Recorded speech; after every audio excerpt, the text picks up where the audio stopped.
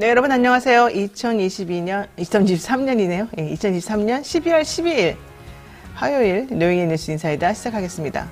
오늘 의미가 있습니다. 12.12.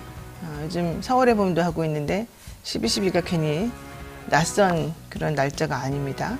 자, 여러분의 인간 소화제 노영이 인사드리고요. 오늘 방송 내용 간단히 말씀드리면요. 요즘 화제의 인물입니다. 저는 참 개인적으로는 대단하다고 생각을 하고 있는데 최재형 목사 모시고 김건희 여사 명품백 관련 전후 이야기 또 면담한 상황 이런 것들 좀 얘기 들어보고요. 약간 공직자의 부인의 처신이나 이런 것들이 어떻게 되었었던지 확인해 보도록 하겠습니다. 그리고 이어서 이슈 화합 시간에는요. 김철근 전 국민의힘 대표 정무실장 그리고 박진영 민주연구원 부원장과 함께 정치 현안 짚어보고요. 마지막으로 쇼미더 민심 시간에는요. 이승용 토마토 본부장 그리고 박진영 민주연구원 부원장과 함께 또 여론도 한번 살펴보도록 하겠습니다. 사실 저희가 원래 이 시간에는 뉴스픽 하는 시간이죠. 기자들이. 근데 저희가 오늘 최재형 목사님 특별히 스페셜 게스트를 모시고 이 사건의 이 상황의 본질이 정확히 무엇이고 이런 그 대화, 상황, 이렇게 된 경위 이런 것들은 과연 무엇인지 한번 사실 이제 왜곡돼서 바깥에 돌아다니는 것들이 많이 있기 때문에 그것의 진실을 좀 파헤쳐보기 위해서 저희가 특별한 시간을 좀 만들었습니다. 생방송 중에 궁금한 점 있으시면 언제든지 댓글 남겨주시고요. 자, 그러면 노영의 뉴스 인사이다 지금부터 시작해보겠습니다.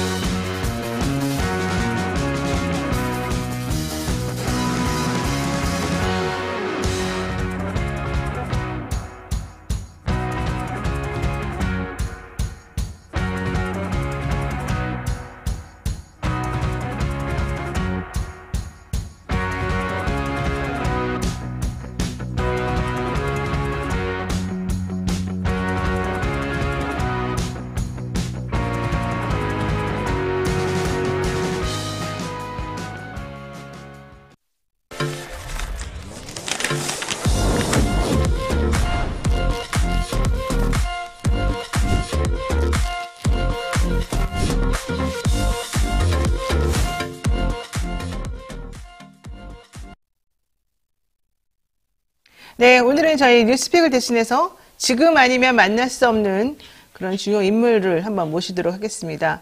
지난주에 장인수 기자에 이어서 김건희 여사 명품백 수수 의혹을 제기한 바로 그 당사자입니다. 사실 장인수 기자도 그렇고 뭐 이명수 기자도 그렇고 그분들은 직접 대면자는 아니기 때문에 가장 정확한 상황에 대해서는 이분이 제일 잘 알 것 같습니다. 최재형 목사 모시고 사건의 전말과 숨겨진 이야기 한번 확인하는 시간 갖죠. 어서 오십시오. 네, 반갑습니다. 네, 이 명품백 보도가 나간 이후에 되게 바쁘셨을 것 같습니다.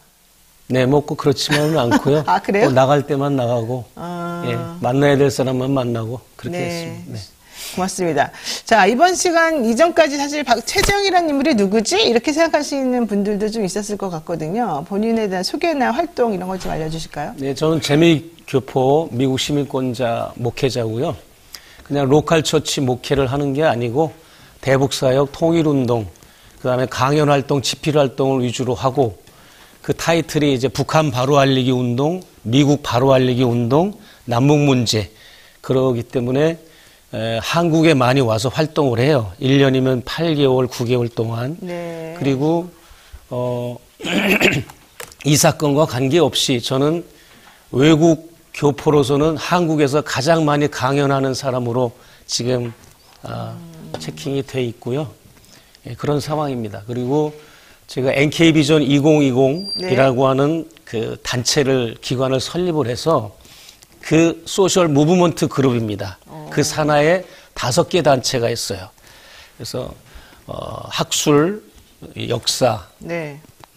경제, 문화 파트, 역사 파트, 네. 뭐 이런 5개의 기관이 있고 그래서 이제 예를 들어서 문화예술위원회는 이 코로나 기간에도 남북 화가들의 미술 전시회를 여러 차례 열기도 하고 문화예술위원회는 그다음에 뭐 손정도 목사 학술원이라고 하는 그 기관에서는 남과 북의 역사적인 문제 학술활동 그거 가지고 또 교류도 하고 이런 일들을 해왔습니다. 그리고 통일과 남북 문제에 관련된 그런 책들도 한 20여 권 나와 있는 상태고 그 책들 중에는 세종도서, 문화우수체육도서 뭐 그런 거 돼가지고 많이 알려지기도 했고요. 네. 보니까 경기도 양평이 고향이시고 95년도에 대북 사역 통일운동을 위해서 미국으로 건너가신 것으로 좀 얘기가 되고 있고 아까 말씀하신 NK비전 2020 이거를 98년도에 설립하신 것으로 좀 얘기가 되고 있네요. 저희가 알게 된 것으로는. 그 대한예수교 장로회 해외 총회 남가주 노회 소속이다. 이제 이런 얘기가 좀 나와 있는데 이 사건의 본질이 시간이 뭐 나한테 15분뿐이 안 주어졌으니까 네. 그런 거를 볼까요? 다루지 말고 네. 이 사건의 본질만 다뤄도 15분이 훌딱 가버릴 것 같은데요. 네. 그런 거는 이제 검색해도 다 나오는 거니까 네. 예, 본질을 못 다룰 것 같습니다. 몇 마디 하다가 나갈 것 같은데요. 네, 본질을 다룰 수 있도록 제가 해보겠습니다. 네. 자, 평화 목사를 활동을 하고 계십니다. 그런데 보수 언론에서는 북한 방문 이력이나 국법법 위반 혐의에 대해서 좀 더 강조해서 얘기하고 있습니다. 이게 무슨 이야기일까요? 뭐 국보법이라고 하는 것은 제가 북한을 다니는 사람이다 보니까 뭐 아무래도 체킹을 한 거겠죠. 제가 알기로는 이명박 박근혜 때 은밀하게 저를 이제 북을 다니니까 방북 활동을 하니까 조사를 한 것을 문재인 정부 들어서 그것을 이렇게 결말을 지으려고 저를 이렇게 소환하고 했는데 다 무혐의로 무혐의로 다 처분된 얘기들입니다. 네, 그러니까 의미 없는 거네요, 그럼 사실. 그렇습니다. 네. 근데 처음에 제가 사실은 이 프로필을 왜 자꾸 말씀드리려고 했냐면 어떤 사람이 어떤 활동을 하게 되는 거는 그 계기나 경위나 이제 이력이 있을 거잖아요. 왜 그렇게 됐는지. 그거 사실은 좀 여쭤보고 싶었던 거예요. 지금 목사님께서 이렇게 대북 사업이나 이런 쪽에 관심을 많이 가지게 되신 것, 또 북한에 그 관여하고 그들의 삶에 좀 신경을 쓰고 계시는 거, 이거 다 우리나라 통일하고도 다 관계가 있는 것일 텐데 그렇죠. 여기에 관여를 왜 하게 됐는지. 북한을 가는 목적이나 이유가 북을 다 갔다고 해서 또 색안경을 끼고 볼 필요는 없잖아요. 그렇죠. 북에 가서 뭘 했느냐. 뭐 보건복지 식량 의료 지원을 한다든지 교회 종교적인 교류를 한다든지 학술 교류를 한다든지 이런 거였죠. 뭐 제가 뭐 거기서 뭘 하겠습니까? 목회자가. 네. 이제 그렇게 하게 된 계기 같은 게 있어요. 우리 민족이 너무 떨어져 있어서 그렇다 이런 거. 미국에서 이제 살다 보니까 네. 남한과 북한 우리 조국이 동시에 같은 앵글로 바라보이고 또 너무 우리 한국의 우리 동포들이 북을 너무 70년 동안 이제 78주년이 되는데 분단된 지 올해가 거의 80년 가까이 그냥 반공의 그 너무 이데올로기에 찌들려 가지고 너무 북을 악마화하고 있고 부정적인 게 너무 많으니까 제가 강연이나 집회를 통해서 해왔던 일들은 북을 왜곡된 것을 바로잡아주고 객관적 시각으로 제가 이제 강연을 했던 거죠. 그러니까 네. 이제 10년 동안 가장 많은 인기 강사로 제가 가장 많은 강연을 했겠죠. 네. 뭐 그거는 뭐 보수 진보 진영을 막론하고 여러 군데서 다 불러주고 지자체, 종교 뭐 많은 곳에서 다 그렇게 해왔죠. 이 사건하고 무관하게. 네, 그러니까 어쨌든 제대로 그러니까 북한이라는 나라를 좀 제대로 좀 알고 싶다. 이런 생각도 좀 있으셨던 것 같아요. 그러니까 책에 이런 얘기가 있대요. 북한은 정당한 나라이며 미국을 비롯한 서구가 이를 왜곡하고 있다. 뭐 이런. 뭐 정당한 나라라고 하는 거는 우리가 알다시피 같은 유엔 회원국이고 뭐 우리가 뭐 190개 국가 뭐 수개국이 있다면 거기는 180개 국가가 있는 것이고 그런 의미에서 정당한 국가 체제라는 거지. 우리는 막 집단으로 얘기하잖아. 북한 공산 집단 네네. 뭐 그런 걸 좀 벗어나자는 거지 뭐. 네. 네. 자, 어쨌든 그런 의미에서 이제 좀 지도자급 혹은 뭐 이런 분들에게 상황을 좀 알리고 싶었던 게 이번 상황의 시작이었던 건가요, 그러면은? 그것도 이제 제 강연 활동, 집필 활동하고 연계가 됩니다. 늘 뭐 이제 대중 강연을 하고 하다 보니까 제 강연 시간에 질의응답도 많고 뭐 그러다 보니까 대선 기간에 이제 윤석열 후보가 네. 거친 언사로 뭐 북을 적대시하고 뭐 선제 타격이니 한반도 긴장을 고조하는 그런 발언들이 많으니까 이제 제 강연 대상자들이 이제 뒤풀이할 때나 질문할 때 목사님이 좀 조언을 해줘야 되는 게 아니냐 그런 의견들이 굉장히 많았어요. 가는 곳마다. 네. 오히려 김건희 여사 번호도 그런 사람들이 적어줘서 알았어요. 내가 김건희 여사 번호를 어떻게 합니까? 네. 연락해보라고. 네. 그래서 김건희 여사가 뭐 캠프에서 관여를 하고 있다. 직접 연락해서 뭐 조언 좀 일단은 뭐 좀 막아야 되지 않느냐. 이념과 성향은 달라도. 그래서 접촉하게 된 겁니다. 미국에 돌아가서. 네. 그러니까 김건희 여사와 처음 연락을 시도하신 게 윤 대통령의 후보 시절에 그 대북 공약을 듣고 나서 아, 좀 얘기를 해서 좀 알려줘야 되겠다 뭐 이런 생각 때문이었다는 거죠. 그렇죠. 제가 뭐 10년 동안 여기 와서 제가 하는 방향하고는 너무 어그러지고 그릇된 공약이나 이런 대북 간 통일관을 가지고 계신 분이라 좀 심각하게 생각했죠. 네. 그리고 이명수 기자가 7시간 녹취록 사건 있은 직후 바로 제가 김건희 여사하고 그때부터 이제 컨택이 된 거예요. 그렇기 때문에 전화는 굉장히 깊이 하셨어요. 전화 통화는 7시간 녹취록 사건을 이제 하셨으니까. 그리고 이제 메신저로 저는 또 미국에 떨어져 있으니까 국제 전화로 할 수 없으니까 메신저로 많이 대화를 나누고 그렇게 했죠. 그럼 혹시 김건희 여사 이전 정부에 있는 인사들하고도 이런 식으로 접촉해 본 적이 있으세요? 뭐 문재인 정부도 많이 조언해줬죠. 아, 문재인 대통령도? 그러면요. 문재인 정부 말기에는 남북 정상회담을 할 때 북측에서 방남이라고 그러죠. 네. 방북의 반대말. 방남을 하게 되면 일정을 어떻게 짜는가에 대해서 나한테 조언을 한 적도 있었어요. 김정은 위원장이 방문을 하면. 대통령이? 문재인 대통령이? 이제 그쪽 기관 측에서. 기관에서. 내가 디테일하게는 여기서는 말씀드릴 수 없고 프라이빗이 있으니까.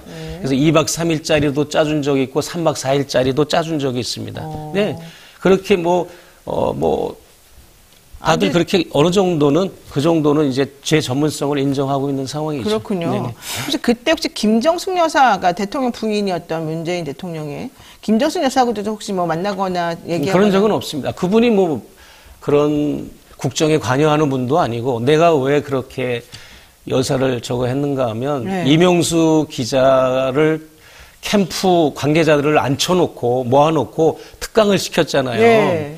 그러니까 그건 김 여사가 캠프에 관여를 하고 좌지우지하는 거잖아요. 그래서 영향력이 있는 분한테 직접 들어가는 게 좋지 무슨 캠프에 일반 사람하고 해봐야 시간 낭비니까 그냥 바로 다이렉트로 여사한테 했던 거죠. 네. 그래서 그런 거 이명수 기자한테도 내가 디테일하게 이미 들었고 서울의 소리도 제가 이것 때문에 서울의 소리 접촉한 게 아니라 오래전부터 북한에 이슈가 있든지 천안함 사건이 있든지 정광훈 이슈가 있든지 그럴 때마다 특별 출연을 많이 해왔고 네. 대선 기간에도 네. 목사와 스님이라는 프로를 특별하게 만들어가지고 6개월 동안 매주 내가 서울의 소리에 출연해가지고 윤석열 후보나 이재명 후보 그 대북 통일관 이런 거를 내가 신랄하게 비판했어요. 윤석열을 가장 많이 비판했지만 이재명 후보도 비판했어요. 네네. 왜냐하면 이건 치우침이 없으니까. 네, 이재명 후보가 공정하게. 월간조선하고 인터뷰한 거를 내가 신랄하게 비판하기도 했고, 그렇게 해가지고, 어떤 각 종교가 바라보는 이번 대선이라는 타이틀로 그렇게 해왔기 때문에, 김건희 여사가 대선 캠프에 좌지우지한다는 걸 알았기 때문에 제가 우려스러워서 저는 남북 문제, 통일 문제만큼은 진영 논리 이런 걸 떠나야 된다. 이념과 정파를 떠나서 하나의 그 띠임이 있고 폼이 분명히 있어야 된다. 그 아래서 누가 집권을 하든 그런 게 제 어떤 철학이시고 캐릭터고 제가 주장하는 거죠. 저랑 예. 같으시네요. 그러신가요? 저도 같은 예, 생각인데 예. 사실 근데 저는 좀 궁금했던 이상하고 이해가 좀 안 갔던 부분이 하나 있는데 뭐든지 물어보십시오. 지금 좀 전에 바로 말씀하신 게 김건희 여사랑 접촉을 시도하신 게 처음이 이명수 기자하고 이 김건희 여사 사이에 녹취록 7시간 녹취록 이 얘기가 한창 되고 있을 때였다. 녹취록 사건이 터지고 난 직후. 터지고 난 직후에. 자, 그러면 그 사건이 터졌으면서 그때 당시에 좀 곤욕을 많이 치르셨는데 김건희 여사 측에서 또 국민의힘도 그러면은 그 전부터 아예 친분이 아주 깊었던 사람이 아니라면 누구라도 특히 이제 좀 진보적이고 어쨌든 남북 간에 좀 전향적인 뭔가 관계를 맺고 싶어 하시는 분이 접촉을 해오면 혹은 카톡으로라도 뭐 얘기를 해오면 저 같으면 제가 이제 영부인이 될 사람이라면 혹은 생각하는 사람이라면 응하지 않을 것 같아요. 솔직히 말하면. 근데 이게 있습니다. 사람 심리라는 거. 나는 목회자잖아요. 나는 일반 직업을 가져본 적이 없이 그냥 계속 고등학교 졸업하고 이제 신학대학 가고 이래서 이제 평생 목회를 한 사람이기 때문에 하나의 인간적으로 봤죠. 왜냐하면 굉장히 많이 곤혹을 치르고 또 많은 또 의혹에 시달렸잖아요. 대선 기간에. 그래서 이제 많이 위로도 해주고 격려도 해주고 그런 부분도 있었죠. 그래서 이제 여사가 마음문도 열고 그러면서 많이 소통을 했던 거죠. 그리고 대화의 소재도 남북 문제뿐만이 아니라 뭐 정치, 경제, 사회, 문화, 종교, 신앙 얘기, 뭐 가족들 이야기부터 다양한 이야기. 또 내가 또 영부인이 된다면, 당선된다면 어떤 쪽으로 영부인 역할을 하면 좋겠다라는 것도 했고, 그리고 제가 공교롭게도 항상 여기서 한국에서 활동하고 12월 중순에 미국에 들어갔다가 3월 첫째 주에 항상 나와요. 2월 말이나. 개표 결과를 하는 날 내가 또 한국에 오게 됐어요. 그 개표 결과 할 때 김 여사하고도 개표 결과 나오면 제일 먼저 저한테 연락을 준다는 말씀도 하셨고, 또 와가지고 또 이렇게 개표 결과도 얘기했고, 그 다음에 영부인이 되면 이제 영부인이 되셨으니까 이런 일을 해주면 좋겠다. 사회적 약자를 돌보고 정말 소수자들과 고통받는 사람들과 함께하라. 업을 삼아서 그냥 퍼포먼스 말고 역대 영부인들이 뭐 크리스마스 되고 뭐 성탄절 되고 그러면 뭐 적시자서 찾아가고 고아원 양로원 찾아가고 이런 거 말고 진짜 거기에 천착을 하면 의욕을 품고 당신의 안티 세력들이나 정말 싫어하는 사람들도 조금씩 의욕이 해소될 것이고 진정성을 알 것이다. 또 그게 영부인의 역할이다. 너무 이렇게 의욕이 많은 분이 나대거나 그렇게 하지 않는 게 좋겠다고 콕 집어서 얘기했고, 또 재미난 것은 당선되자마자 이제 언론들이 인터뷰 요청을 했을 거 아닙니까? 네. 첫 인터뷰할 때 제가 했던 얘기를 또 하셨어요, 본인도. 제가 영부인 되면 사회적 약자 돌본다는 말도 나왔더라고요, 기사에. 하여튼 그렇게 그 정도로 소통을 해왔죠. 그러니까 그 정도면은 김건희 여사 입장에서는 이 목사님의 말씀이 참 좋고 이 목사님 얘기를 내가 이렇게 뭐 자기가 대통령은 아니겠지만 어쨌든 뭔가 반영해서 남에게 좀 알리고 싶다 이런 생각을 좀 가졌을 것 같습니다. 지금 말씀 들어보니까. 그렇죠. 예, 그런 어떤 비록 메신저고 이렇게 대면을 안 한 상태지만 굉장히 끈끈하게 이렇게 소통이 됐죠. 신기하네요. 근데 어쨌든 그렇게 여러 가지 이제 정책 관련 조언을 위해서 몇 차례 연락을 했던 거고 이제 개인적인 것보다는 그래서 이후에 취임식도 초청받으시고 뭐 네, 그게 연결이 돼서 뭐 그랬는지 대통령실 취임식 초청을 하셨고 그랬죠. 그리고 그때는 뭐 그냥 자연스럽게 당신 한번 와주세요 목사님 이러시던가요? 어떻게?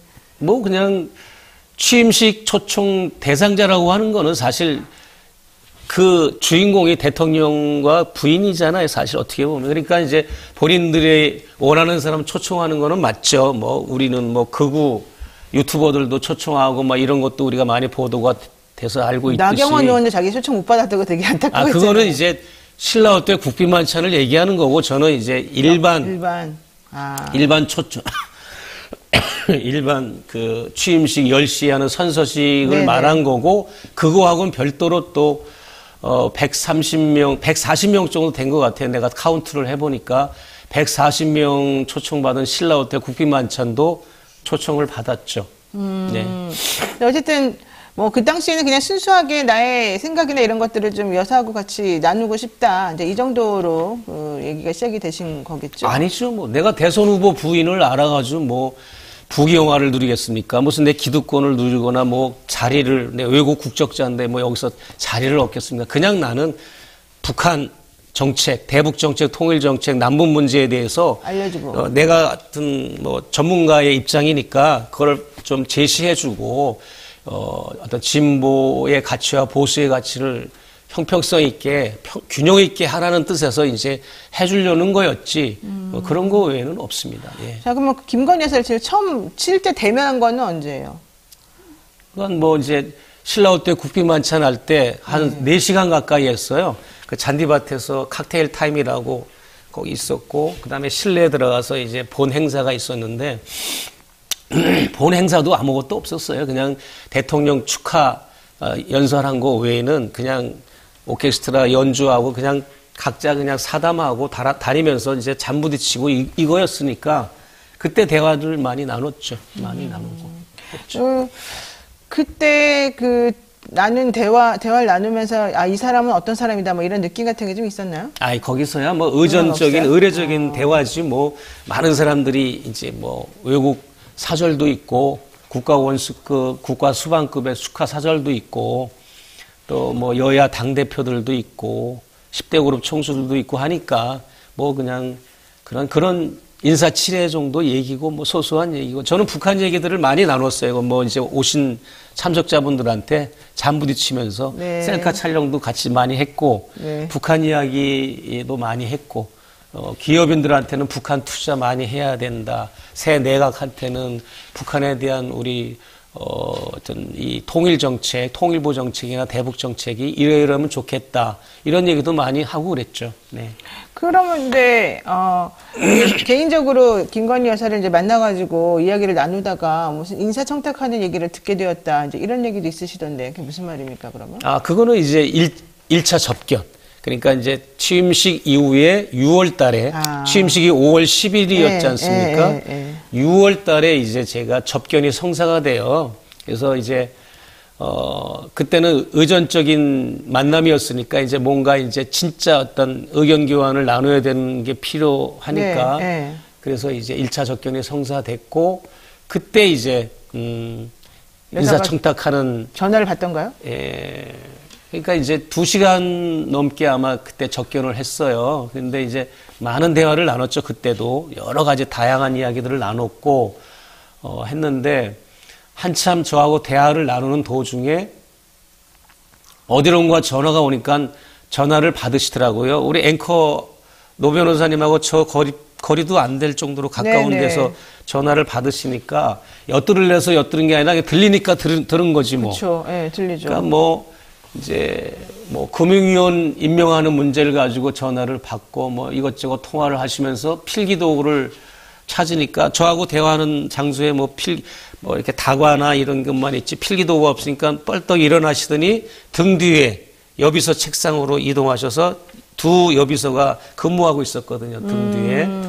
항상 근무하는 분들이에요. 그분들은. 그래서 거기서 메모 한참 하는데 그게 이런 게 있잖아요. 어떤 대통령 부부라 해도 베갯머리 송사, 이불 속 송사라는 게 있잖아요. 네.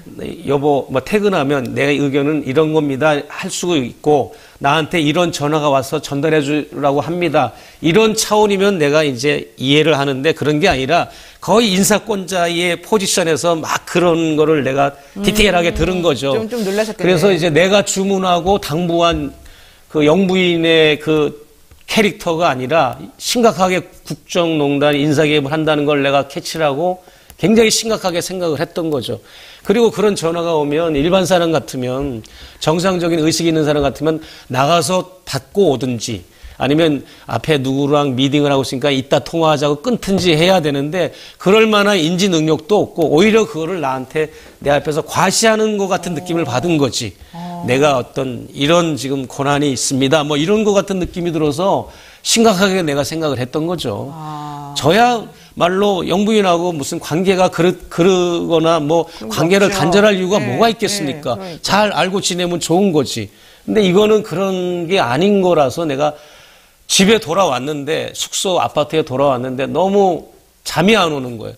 근데 내가 사실 목사라도 기도는 잘 안 하는데 작정 기도를 했어요. 한 달 동안 아무도 이명수 기자도 바로 안 만났어요. 한 달 동안 거의 기도하면서 고민하고 이걸 어떻게 해야 될까 하다가 이거는 뭔가 체킹을 해야 되겠다 해가지고 이명수 기자한테 불러가지고 내가 이만저만해서 이런 소리를 들었는데 다음에 인사 접견이 다음에 또 여사를 접견하면 뭔가 이게 채집을 해야 될 것 같다. 그렇다. 그래서 이제 녹음기 얘기가 나왔는데 녹음기는 편집도 되고 위조가 되니까 영상 촬영이 좋겠습니다 그러더라고. 그러면 나는 사실 그게 자신이 없었어요. 왜냐하면 목사하고 몰카는 이게 그렇죠. 매칭이 안 되잖아요. 내가 뭐 이상한 사람도 아니고. 그러나 이제 공익적인 걸 위해서 해야 되겠다고 생각해서 알아봐라 그랬더니 뭐 넥타이로 된 것도 있고 안경도 있고 만년필도 있고 시계도 있고 몰카 종류가 많더라고. 그래서 내가 점잖은 걸로 전자 손목시계에 카메라 기능이 있는 거 한번 찾아봐라 그래서 그거를 중국 제품을 오다를 해서 사다 주더라고요. 이명수가. 그리고 나서도 내가 액션을 안 취하고 무슨 액션을 취했는가 하면 이거는 최초로 공개하는 거예요. 이게 심각한 거를 내가 느꼈고 이게 여사가 어떤 대통령실의 권한을 다 본인에게 집중하고 사유화하고 독점화한다는 것이 이제 느껴졌으니까 내가 테스트를 좀 해본 거죠. 그래서 휴가 때 작년 휴가, 그러니까 첫 해 대통령 되자마자 맞이한 첫 휴가가 이제 막 보도에 막 나오길래 사실은 물난리가 나서 못 갔어요, 그때. 그냥 집에서 휴가를 보내셨어요. 그래서 휴가는 이제 대통령들이 독서를 많이 하잖아요. 그래서 제가 쓴 책을 8권을 이제 준비하고 그다음에 위스키도 한 병 준비를 했어요. 이제 대통령이 술을 좋아하시니까 책만 읽겠어요. 그래서 밋밋하니까 술도 마시라고 이렇게 세트로 해가지고 이 반입한 물건이 네. 어떻게 전달이 되는가를 내가 체킹을 해보고 싶었어요. 그래서 대통령실, 부속실, 경호실 이런 시스템들이 작동이 안 되는 거를 내가 느꼈기 때문에 그래서 내가 불시에 들린 거예요, 이거는. 미리 비서한테 얘기도 안 하고 갔더니 여사가 외부 일정 중이었어. 커머나 컨텐츠가 텅텅 비었어요.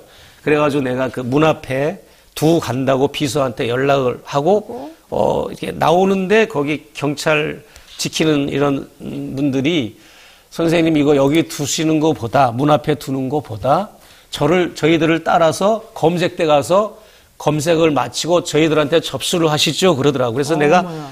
옳다구나 하고 따라갔어요. 근데 이제 커머나 컨텐츠 앞에 비상계단으로 올라가서 일반 입주민들이 살고 있는 그 아크로비스타 현관 있지 않습니까? 네. 평소에 그 같은 동에 사는 사람들은 굉장히 불편했을 거죠. 당선자 신분 시절에 대통령 내외 사저로 쓰고 있으니까. 갔더니 굉장히 큰 검색대가 이제 데스크탑 같은 그런 검색대 규모가 딱 설치되어 있어서 딱 거기에 이제 제가 맡긴 물건을 검색을 하는데 제일 먼저 접수를 했어요. 제 주민등록번호가 없으니까 제 거소증 번호 적고 폰 번호 적고 신상 다 적으라 해서 접수처가 있어서 적고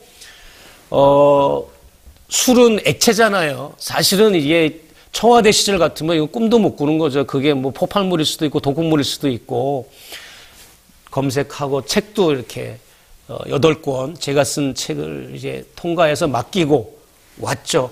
그걸 보고 나는 더 심각하게 생각을 한 거죠. 그러네. 그러고 나서 또 한 번 내가 이제 선물을 이제 준비해서 한번 넣어보는 거로 했는데 취임 100일을 맞이해가지고 5월 달에 취임했으니까 8월 20일인가 그랬을 거예요. 취임 100일이.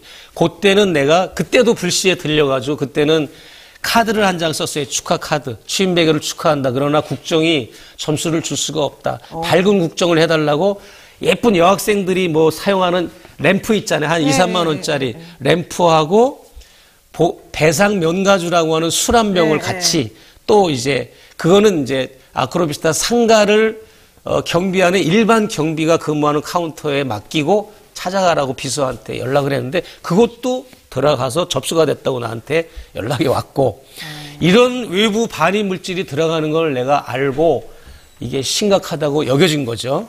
아니, 네. 선물을 그렇게 꼬박꼬박 하셨네요. 가실 때마다. 선물 안 하고는 못 봐요, 그러면?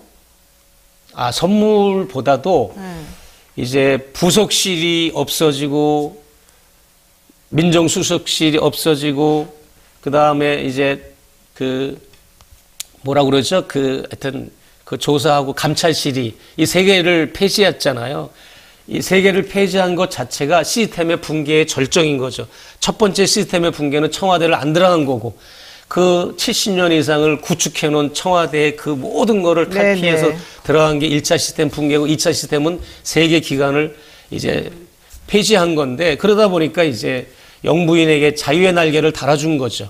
뭐든지 맘만 먹으면 인사청탁, 국정기입 다 가능한 게 모니터링, 필터링, 검증이 안 되는 사각지대가 돼버린 거잖아요. 있다, 그래서 내가 그거를 다시 한번 내 입장에서 인사청탁 전화를 받은 그 상황부터는 계속 내가 체킹을 한 거예요. 크로스 체킹을. 어떤 물건 선물이라는 미명하에. 알겠습니다. 그렇게 된 거죠. 그러니까 그 시스템이 도대체 제대로 돌아가고 있는지, 이제 공직자로서 해야 될 것과 하지 않을 걸 구분을 제대로 했는지, 특히 경호나 이런 쪽이 제대로 확인되고 있는지 이런 걸 좀 확인하고 싶었다. 예. 자, 마지막 질문입니다.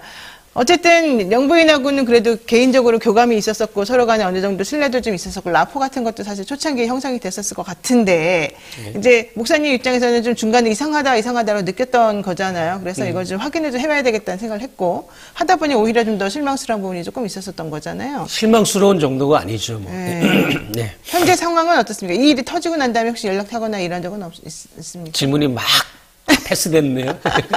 시간이 조금 나중에 한번 또 다시 차분히 불러주시고 그냥 급하게 패싱 하지 마시고 하다가 중단돼도 하던 얘기를 해야죠. 그래서 제가 볼 때는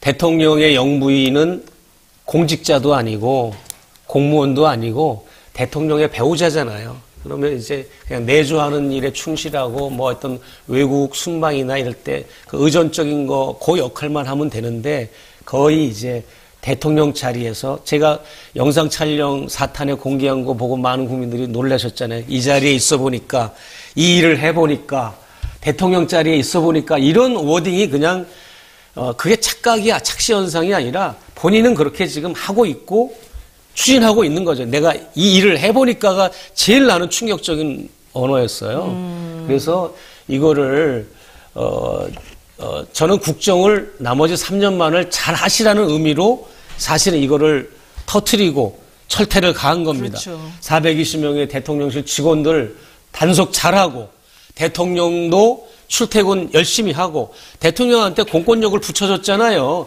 군인을 붙여주고 공무원을 붙여주고 경찰을 붙여주고 그 사람들의 모범이 돼서 일찍 출근해서 정기적인 시간에 그래서 그 사람들한테 격려하고 그 용기를 주고 하면서 해야 되는데 우리 서울의 소리가 출퇴근만 체킹하는 기자들이 2명이 있다고요. 막 9시 출근, 10시 출근, 11시, 12시, 1시, 2시, 3시 막 그냥 입에서 술 냄새 풀풀 풍기면서 출퇴근하고 되겠냐고요.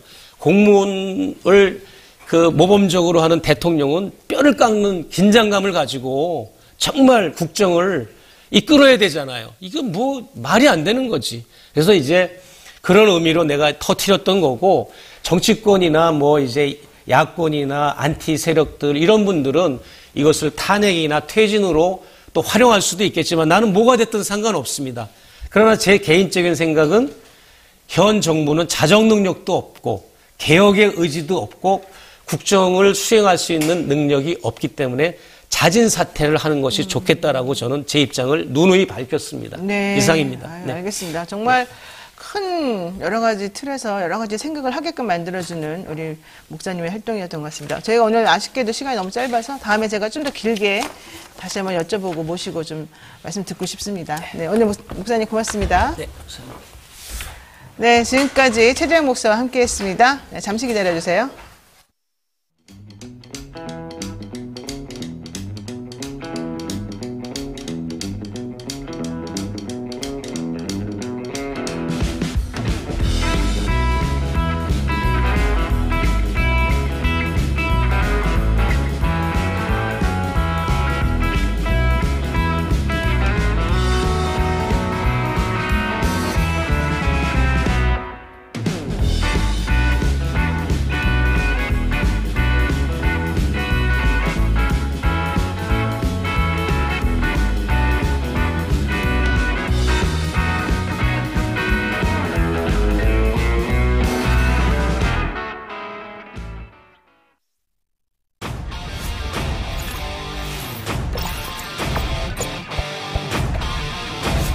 이토마토 전문가와 함께하는 올인원 서비스, 주식 투자 교육, 주식 종목 추천, 주식 투자 방법, 장 시작부터 마감까지 라이브 온 에어 실시간 생방송, 현명한 투자를 위한 투자 교육과 투자 방법. 이토마토가 여러분과 함께하겠습니다. 네, 산삼의 본향 함양 지리산자락 800고지에서 농약 한 방울 비료 한 톨 없이 오로지 자연의 힘으로만 자란 야생삼입니다. 지리산 산양산삼인데요. 사포닌 함량이나 효과는 자연산삼과 진배가 없습니다. 7년근 뿌리, 잎, 열매 한 뿌리를 한 병에 담았습니다. 39만 원에 2박스 드리고 하나 더 드립니다. 그러니까 3박스를 약 15만 원 상당의 한 박스당 15만 원 상당에 드리는 셈입니다. 홍삼값에 산삼을 드리고 있으니까 한번 기회 되시는 분들 복용해 보시고요. 늘 피곤함을 느끼는 분, 손발이 차가운 분, 넘치는 활력과 기력이 필요한 분, 사랑하는 부모님, 지친 남편과 아내를 위해서 지리산 천년의 기운을 선물하시기 바랍니다. 제가 어제 어떤 모임 갔더니 보고 얼굴이 뽀얘졌다. 산삼 순백 덕분이구나. 네, 전화문의 1666-1080, 1666-1080, 네이버로는 산삼 순백 검색하시면 될 것 같습니다. 네, 바로 이슈 화합 진행하도록 하겠습니다. 한 주간 가장 뜨거웠던 정치 이슈로 여야 간의 불꽃 토론을 펼치는 그런 시간이죠. 이슈 화합 시간입니다. 저는 이 두 분 만나면 너무 속이 시원하고 많이 배웁니다. 오늘도 많이 배워보도록 하겠습니다. 김철근 전 국민의힘 대표 정무실장 그리고 박진영 민주연구원 부원장 두 분 어서 오십시오. 네, 안녕하세요. 네. 교수신문이 올해 사자성어, 그러니까 전국 대학교에서 1,315명을 대상으로 해서 올해 사자성어가 뭐냐 물어봤더니 견리망의 이렇게 말했다는 거예요. 이게 응답자 30.1%, 396표의 지지를 얻었다는 건데 이로움을 보자, 뭐 의로움을 잇다, 뭐 정치가 이 모양이면 되겠냐, 뭐 이런 뜻이라는데 이거 어떻게 보십니까? 저는 우리 교수님들이 살짝 이 음료를 가지고 말장난도 같이 하신 것 같아요. 건의망의. 또 그렇게 됩니까? 아니 비슷하잖아요. 일부러 그렇게 하신 것 같아요. 느낌이. 저는 전혀 몰랐는데요. 네, 저는 뭐 보자마자 그런 느낌이 들었어요. 네. 재밌는 분들이시네요. 네. 너무하시네. 진짜.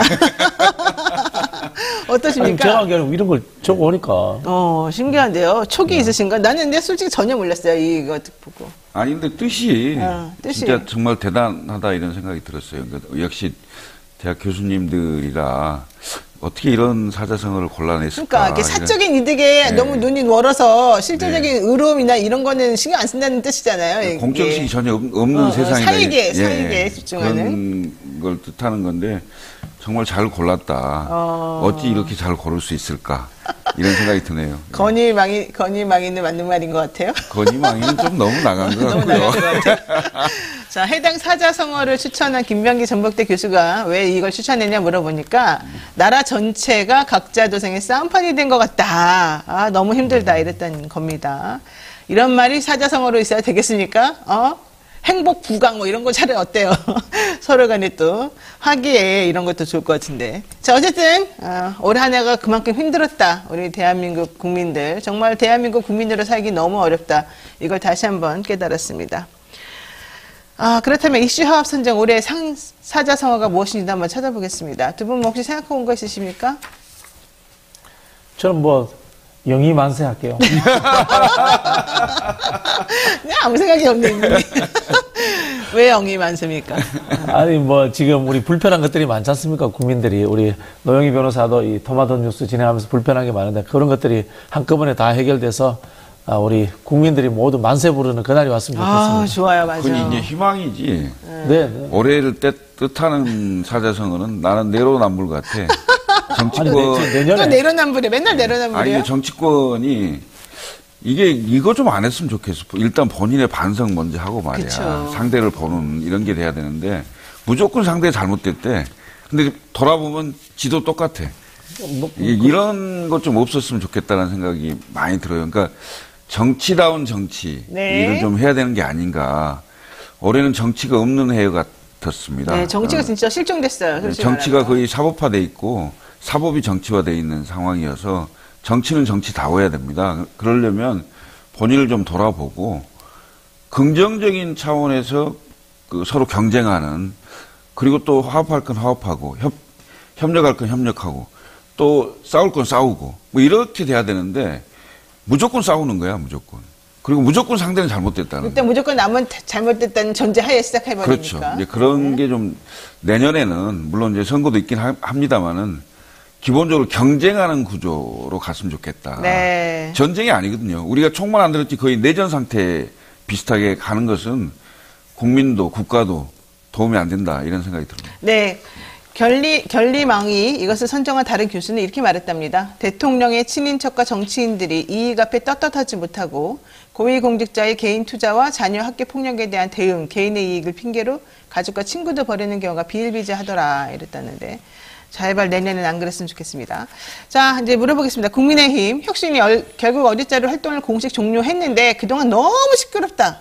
그래서 결론이 뭐냐? 혁신위는 조기 예산됐고 내부에는 자중질환이 일어났고 대통령과 대표는 화가 많이 나 있고 그다음에 혁신위원장은 체면이 구겨졌고 아무것도 한 게 없고 시끄럽게만 했던 바로 이 혁신위 빈손으로 돌아왔고 빈수레가 요란하다. 역시 그렇구나. 이런 생각 좀 생각했는데요. 뭐 저기 화면에 낮은 자세로 더 치열하게 이렇게 써있지만 그 말이 무색합니다. 어떻게 보셨습니까? 혁신위 조기 예산이라든가 혁신 평가. 저는 뭐 이게 12월 28일 날 도이치모터스 특검 탓이라고 봐요. 네, 사실 28일 날 있을 인요한 네. 혁신위원장을 임명한 것은 윤석열 대통령이잖아요. 윤석열 대통령이 김기현 대표를 비롯하여 구태 기득권들을 다 쳐내라 라고 이제 오다를 줬는데 못 쳤죠, 결국. 그렇죠. 인요한 위원장이 청기 누설을 빨리 해버린 거야. 사실 이게 국회의원들을 자르고 하는 것이 1월 말이나 2월 초쯤 가서 해도 되는데 일찌감치 그걸 누설함으로 인해 가지고 이봐라 내가 잘리면은 김건희 특검도 나 찬성해버릴 거야. 그렇구나. 이런 느낌들을 저는 국민의힘 의원들이 보였다고 봅니다. 그러다 보니까 대통령실에서 뜨고 한 거죠.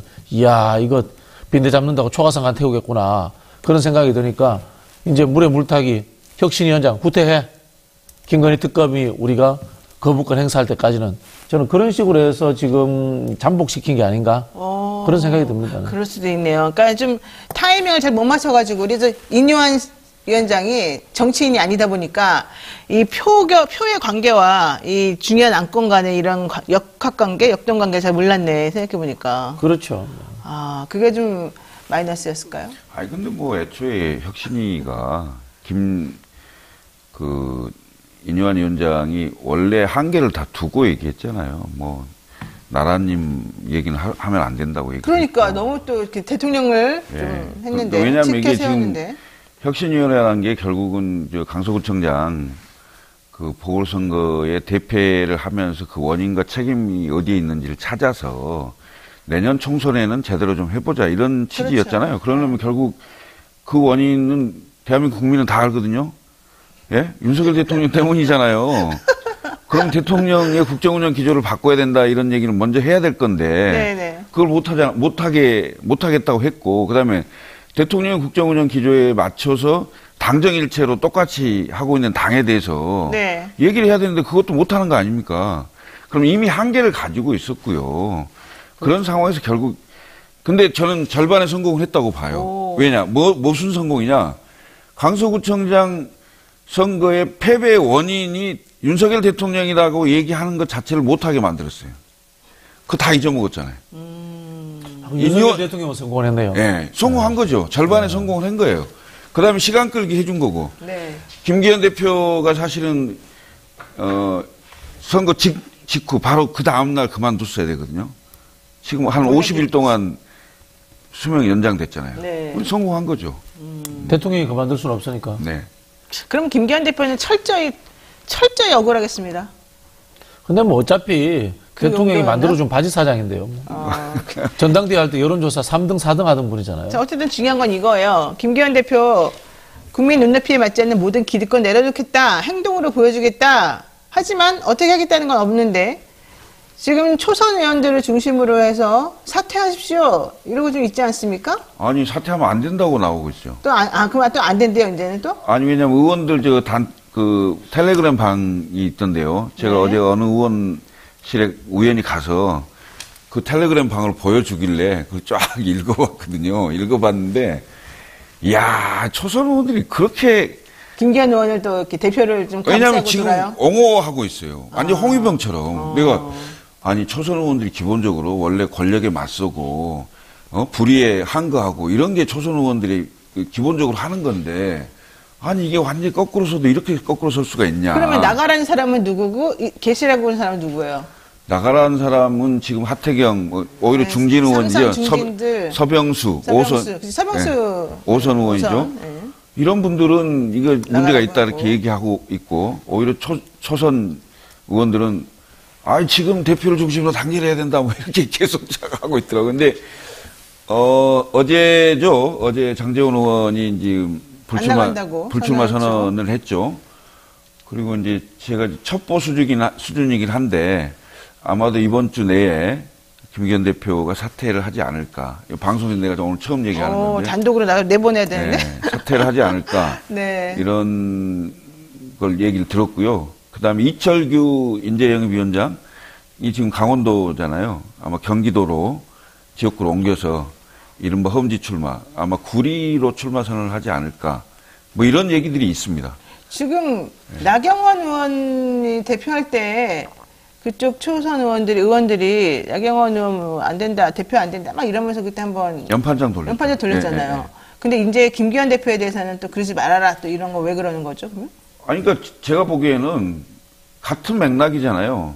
윤석열 대통령이 원하는 대로 초선 의원들이 권력에 줄 서는 방향으로. 그러니까 초선 의원들은 대통령의 심기를 딱 굽어 살펴가지고 그때는 나경원 의원을 내치는 게 심기였고 이제는 김기현을 지키는 게 또 의중이었다. 뭐 그렇게 생각을 하는 것 같은데 이제 김기현 대표는 그 당내에 사실은 말하지 않는 다수의 그 생각이 있잖아요. 네. 부글부글 끓는 거 그런 지점들을 지금 느끼고 있을 거예요. 그리고 도저히 결국 뭐냐면 대표라는 게 내년 총선을 앞두고 지지율을 끌어올려야 되잖아요. 근데 지지율이 정치 상태고 방법이 없어요. 아이디어가 없어요. 그리고 김기현 대표의 얼굴로 선거를 치르면 선거를 이길 수 있다라는 뭔가 희망이 있어야 되는데 벌써 서울 6석이잖아요. 사실은 이제 언론에 나오진 않았습니다만은 부산이 서울보다 더 심각한 부산이 18석인데 제가 듣기로는 거의 서울 같은 비율로 따지면 거의 세석, 두석 그러겠네요. 뭐 제가 정확한 숫자는 밝힐 수 없습니다만은 그런 정도로 심각합니다. 아니 그러면 결국은 서울 수도권도 어려운데 PK도 그런 상황이다. 그러면 이게 영남 자민련이 아니고 TK 자민련이 돼요. 아니 그러면 그렇게 부산 엑스포 가지고 이렇게 저렇게 좀 잘 좀 봐달라고 읍수하고 그랬는데 결국 아무 소용이 없었다는 얘기고. 네. 김기현 대표가 나가고 나면 누가 들어와서 그걸 정리를 해줘요? 이제 비대위가 되겠죠. 그러니까 비대위가 되는데 비대위는 그럼 누가 맡아요? 그건 이제 조금 더 논의 과정을 봐야 되겠죠. 그럼 윤석열 대통령 마음대로죠. 윤석열 대통령이 김기현 대표처럼 자기 마음을 잘 알아서 해주는 사람이 또 있어요? 뭐 더 한 사람 이제 올 거예요. 전 더 한 사람 올 거라고 봐요. 저는 제 느낌에는 이번 총선은 3명 정도로 압축된다고 보는데 원희룡, 한동훈, 김병준 이 세 사람 정도를 가지고 총선 치르지 않을까. 거기에 우리 저분 이름 뭐야? 혁신위원장 다시 재등판할 것 같은데요. 임요한 또 재등판하고? 네, 재등판할 것 같은데요. 한 서너 명 정도로 총선 간판으로 치를 것 같아요. 뭘 잘 모르시네요. 왜요? 검찰을 봐야지, 검찰을. 검찰들이 근데 간판이 되지는 못하죠. 검찰 출신. 간판이 될 수는 한동훈이 없다. 검찰 출신이에요. 공천관리위원장에 검찰 출신이 온다는 소문이 있습니다. 글쎄요. 그렇게까지는 할까 모르겠는데. 아니 그렇게까지 할까가 검찰을 아니고 꽂아야 되니까. 그럴 수 어제 있어요. 꽂을 검찰이 생각보다 안 많대요. 아이, 제가 확인해보면. 내가 보기 거긴 갈 것 같은데. 그렇지 않습니다. 그 연로하신 검찰총장 출신도 많습니다. 그 이야기는 들었어요. 네. 현직 검사들 없다는 이야기는 들었는데, 이런 것 같아요. 이게 양날의 칼인데, 지금 국민의힘이 혁신한다는 것은 혁신이 아니고 윤석열 대통령의 사당화된다는 뜻이에요. 어떻게 보면. 지금 초선들이 하는 이야기는 이거잖아요. 공천권을 대통령실에서 흔들고 좌지우지할 것 같으니까, 자, 그전에는 김기현 대표가 대통령한테 적당히 버티니까 물러나라 그랬다가, 이제는 대통령 이야기 잘 되니까 그대로 있으라 그러고, 그거 아닙니까? 근데 이제 결국은 그만둘 겁니다. 그만두겠죠. 이게 방법이 없어요. 그게 제가 보기에는 그만두게 방법이 없어서 그런 게 아니라 이미 대통령실하고 합의된 거예요. 합의돼가지고, 비대위원장은 누가 가고, 선대위원장은 누가 가고, 공관위원장은 누가 가고, 이렇게 대충 짰는데, 다만 이것이 친윤 정당화를 완벽하게 만드는데, 국민들이 보기에는 혁신하는 것처럼 보여라. 라고 이렇게 방향을 저는 정했다라고 봐요. 좋습니다. 자, 민주당 얘기도 한번 해보겠습니다. 비명계 원칙과 상식 의원 4인방이 그제 국회에서 대규모 토론회를 열었습니다. 이재명 사당 비판을 엄청나게 심하게 했고, 하지만 신당 계획에 대해서는 아직까지 오리무중인데요. 일단은 세를 과시하려는 데는 성공한 것이다. 이렇게 생각이 드시는데 어떻습니까? 국회의원회관 대회의실이 한 500석 남짓 정도 돼요. 근데 거기를 꽉 채워서 이제 했던데, 기본적으로 현역 의원 4명이 왔기 때문에 네. 뭐 그 정도 세과시는 당연히 하겠죠. 왜냐하면 그 지역구 의원들이지 않습니까? 네. 뭐 그런 걸 가지고 뭐 세과시에 성공했다 이렇게 보는 건 좀 그렇고요. 제가 보기에는 이제 그날 그 네 분이 이제 얘기를 하면서 탈당 얘기 또는 신당 얘기가 좀 비쳤어요. 예, 근데 그런 지점에 조금 주목할 수가 있는 것 같고요. 거기에다가 이제 더하기 해서 이른바 새 총리의 움직임, 특히 이제 이낙연 전 총리가 활발히 지금 움직이고 있고 언론에 계속 본인이 얘기를 좀 세게 날이 갈수록 세게 하는 상황이어서 그런 지점이 좀 주목할 것 같은데 이제 기본적으로 당내 민주주의가 과연 그 이재명 대표가 그걸 포용하고 수용할 수 있느냐. 과거의 YS나 DJ처럼 기본적으로 비주류가 한 30-40% 정도 활동할 수 있는 공간을 열어줄 수 있느냐의 문제겠는데 제가 보기에는 갈수록 이재명 대표의 그립감은 강해지고 네. 이재명 대표의 그 주변에 많은 분들이 이제 선출직으로 나서려고 하는 분들이 많아지기 때문에 공천에 아무래도 이재명 대표가 가까운 분들이 갈 가능성이 커지겠죠. 네. 그러면 이제 결국 공천을 경선을 한다고 하더라도 지금 민주당의 기본적으로 그 권리당원이죠. 민주당은 책임당원이 아니고 권리당원의 분포가 기본적으로 그 이른바 개딸들이 주류인 이런 상황으로 지금 변모해 있는 상황이어서 네. 그런 영향을 많이 받지 않을까 이런 생각이 들어요. 오늘 아침에 동아일보가 나왔는데요. 네. 여기서 뭐라고 나왔냐면은 이낙연 전 대표가 새해에 신당 창당에 대한 새 기대를 국민께 드릴 것이다. 이러면서 아예 그냥 시점 자체도 못 받고 공식화를 시켜버렸어요. 지금 이게 동아일보에 나온 없죠. 건데 아 그래요? 그럴 아니, 수밖에 없어요? 이낙연 대표는 자신의 꿈이 대통령 아닙니까? 이 당에서 대통령 후보가 될 자신이 없는 거예요. 그럼 나가는 겁니다. 다만 이낙연 대표라는 분이 뭐 정치를 하면서 세력을 갖추었고 대권주자로 성장한 게 네. 문재인 정부에서 총리되어서 대권주자가 된 거 아닙니까? 그렇죠. 그러면 이런 정치적 과정들이 문재인 대통령이 과연 용인해 줄 수 있을까라는 인간 도의로서의 본질적인 문제를 근본에 보셔야 돼요. 이렇게 막 움직이면 안 됩니다, 사실은. 알겠습니다. 지금 이제 뭐 이낙연 전 대표하고 이상민 의원 그리고 또 이준석 전 대표 서로 좀 낙성연대하냐, 뭐 이상민 의원은 여기서 어떤 또 제스를 취하냐, 뭐 이런저런 얘기들이 지금 오고 가고 있는데 전체적으로 이것도 다 정리가 되고 그러려면 내년 1월 정도는 돼야 되겠군요. 아유, 아니죠. 아니에요? 3월 초까지 정리 안 됩니다. 3월 초까지도? 3월 초까지 정리 안 되고요.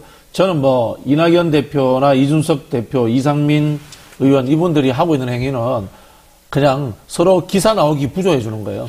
사실 이 세 사람이 부조. 같이 뭉쳐서 뭘 할 저는 거의 없다고 봐요. 그러니까 저도 할 것 같지 않은데. 이상민 의원은 거의 국민의힘 들어갈 거로 저는 예상을 하고 있고 이준석 대표와 이낙연 대표가 만나서 같이 정당을 한다. 그럼 이낙연 대표는 폭망해요. 그러니까 폭망한다. 근데 오히려 김부겸, 정세균 전 총리는 저는 이낙연 전 대표 측으로부터 러브콜은 받아도 그분하고 같이 뭘 할 것 같지는 않거든요. 근데 안규배 지금 의원이 네. 전략공천위원장이 된 걸 보면 정세균 걔는 빠지고 있죠. 총리는 직접 움직일 가능성이 좀 적어진 게 아닌가 이런 생각이 들고요. 네.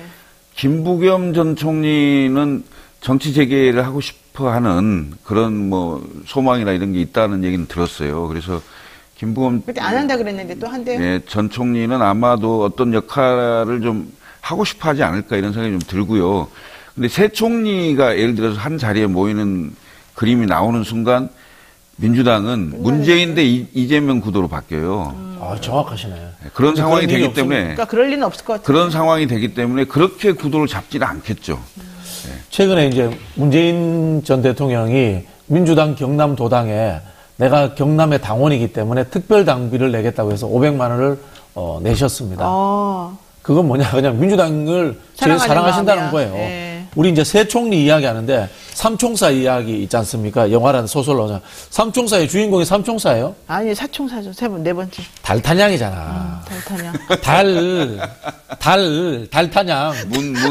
그러니까 이 새 총리도요. 앞에서 제가 말씀드리지만 문재인 대통령과 새 총리인 거예요. 알겠습니다. 문재인 대통령의 흐름이라든가 알겠습니다. 정치적 그늘을 함부로 벗어날 수 없는 거예요. 그거 자체가 저는 정치적 도의에 어긋난다 이 말씀을 알겠습니다. 드리겠고요. 네. 하나만 여쭤보고 끝낼게요. 이제 시간 없어가지고. 아니, 이 얘기는 좀 하려고요. 그 이낙연 전 대표, 이준석 전 대표의 가능성은 네. 열려 있다.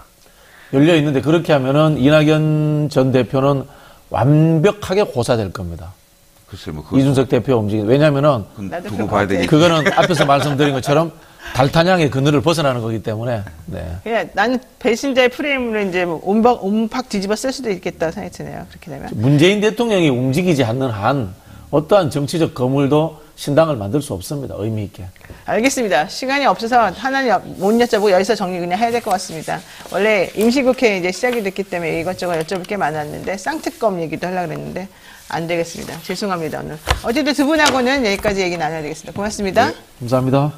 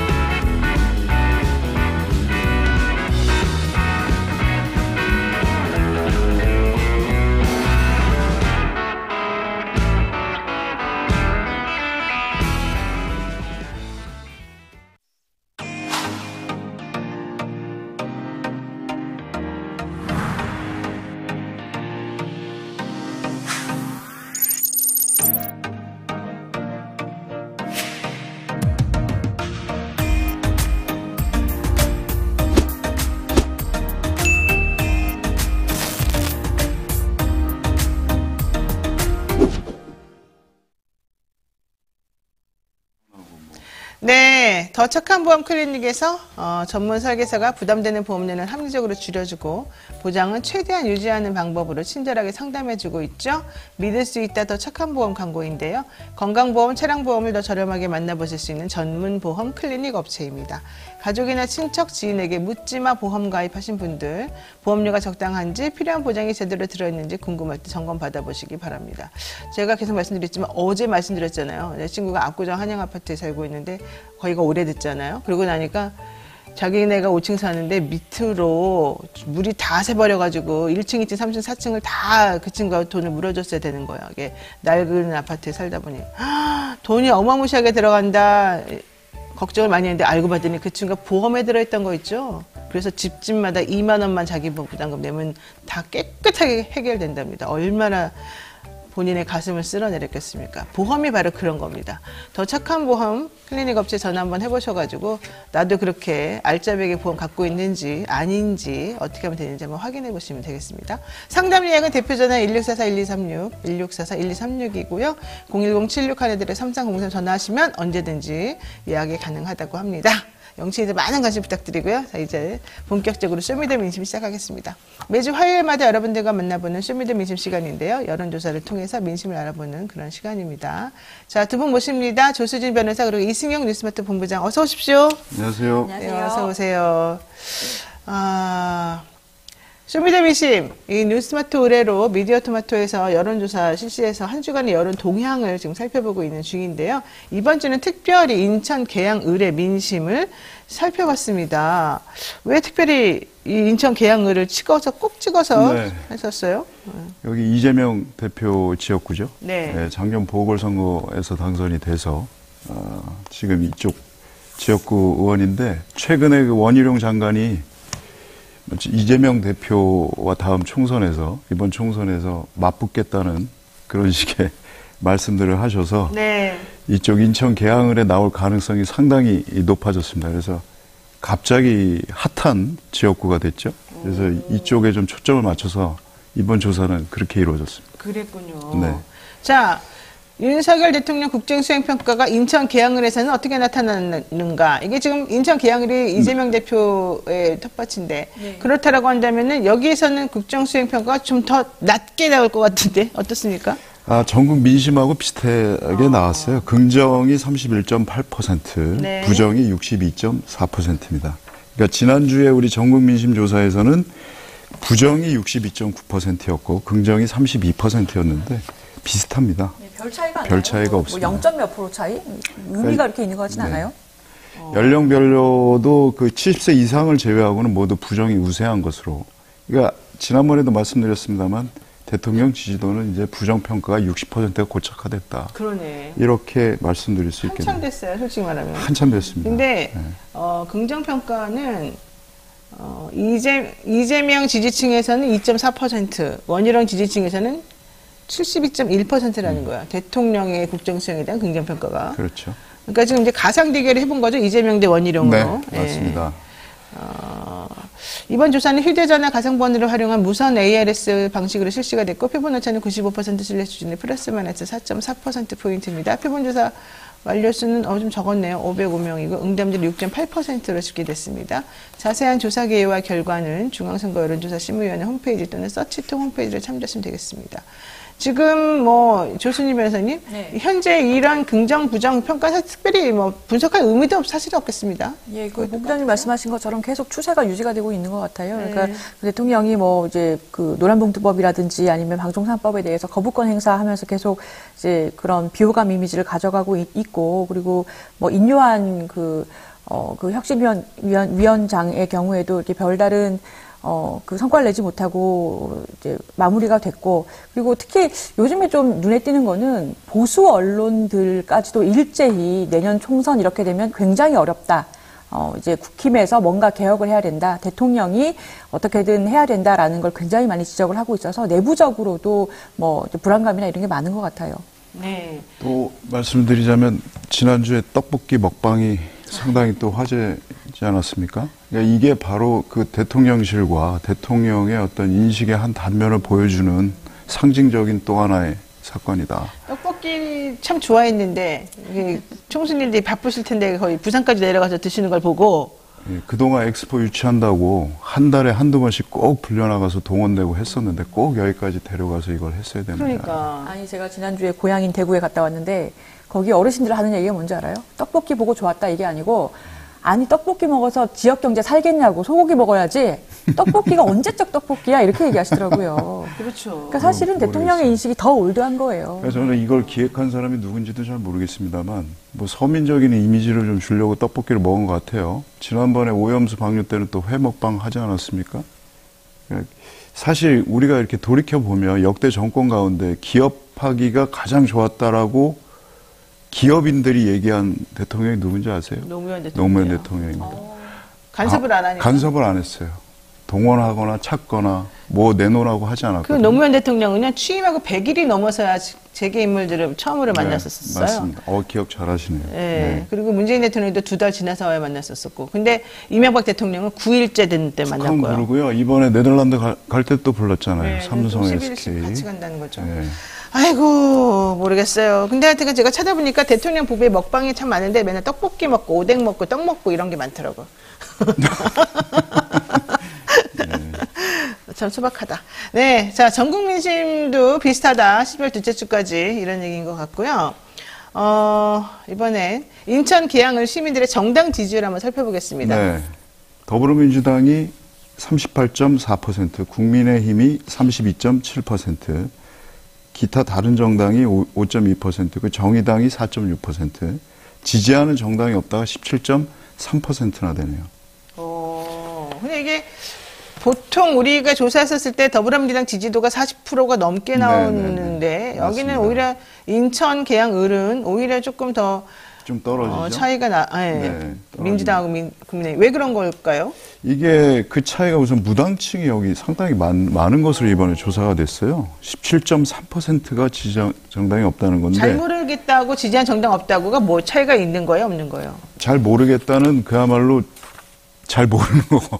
그러니까 지지 정당을 자기가 갖고 있는지 없는지도 모른다는 뜻이고, 지지 정당이 없다는 건 아예 지지할 정당이 없다는 것이고. 아예 그냥 정당이 싫다? 나는 정치가 다 싫다는 싫다. 건가? 다 싫다. 다 모든 정당이 마음에 안 든다. 이런 뜻이겠죠. 그럼 지난주까지 전국 민심하고 차이점하고 좀 볼까요? 조 변호사님?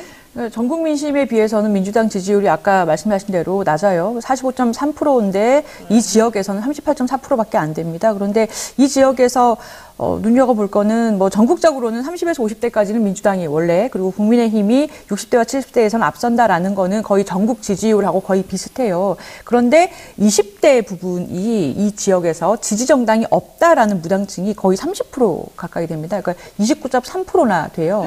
그래서 이 지역에서는 중도층이나 잘 모르겠다라던가 20대에서 또 뭐 내가 아예 지지정당이 없다라는 층이 굉장히 두텁다. 그런 특이점이 있다라고 볼 수 있을 것 같아요. 제가 보기엔 인천 계양을에 사시는 분들이 좀 젊으신 거 아니에요? 이분들이 좀? 거기가 젊은 분들이 많죠. 많죠. 예. 개발이 돼가지고 신도시 비슷하게 그러니까. 계산 이쪽 개발지구가 한 3, 있었거든요. 40대들이 저는 많을 것 같은데 그럼 이분들이 지금 성향이 정치 짜증난다. 내지는 나는 좀 중립적이다. 내지는 좀 잘하지 않으면 난 널 안 찍어주겠다. 뭐 이제 이런 생각일까요? 근데 전국조사 민심하고 비슷해요. 그 연령층은. 근데 70대 또 아까 20대 말씀하시지만 70세 이상이 되면 또 현저하게 민주당 지지율이 떨어집니다. 10.8%밖에 안 돼요. 70세 이상에서. 그것도 좀 영향을 미쳤다고 봐야 되고요. 전국조사에서는 민주당이 31.2% 70세 이상에서. 근데 이게 10.8%까지 떨어져 있습니다. 예. 거의 한 20%. 그럼 무슨 뜻입니까? 그러니까 70세 이상에서 유독 민주당을 싫어요? 싫어하는 분들이 많은가 봐요. 이 지역에서. 왜 그러죠? 그 복지정책국도 훨씬 더 많이 해줬을 텐데. 그게 이쪽 지역이 인천 계양을의 특성이 뭐냐면 원래 전통적인 민주당 지지자들이 많은 곳이에요. 근데 이게 아까 말씀하셨지만 그 주거 밀집 지역이 있고 개발이 돼서 신도시처럼 그다음에 약간 그 개발이 덜 된 지역이 이렇게 나눠져 있거든요. 근데 아무래도 그쪽 사시는 분들이 약간 보수적인 성향을 띠는 게 아닌가라는 생각을 분석을 그렇게 할 수밖에 없을 것 같습니다. 그래요. 자, 왜 보수적인지 잘 모르겠는데 이번에는 내년 총선을 전망하는 주사를 한번 했죠. 먼저 내년 4월에 투표할 것이냐 말 것이냐 이걸 물어봤다면서요? 네. 전혀 투표할 생각이 없다라고 말씀하신 분이 8.6%, 별로 할 생각이 없다 3.4%, 웬만하면 투표할 생각이다 24.8%, 이제 적극 투표층이죠. 반드시 할 생각이다 62.1%, 아직 잘 모르겠다 1.1%. 투표는 꼭 하겠다는 뜻이군요. 왜? 10명 중 6분 이상, 그리고 그 웬만하면 투표할 생각이다까지 포함하면 10명 중 8명이 투표는 하겠다.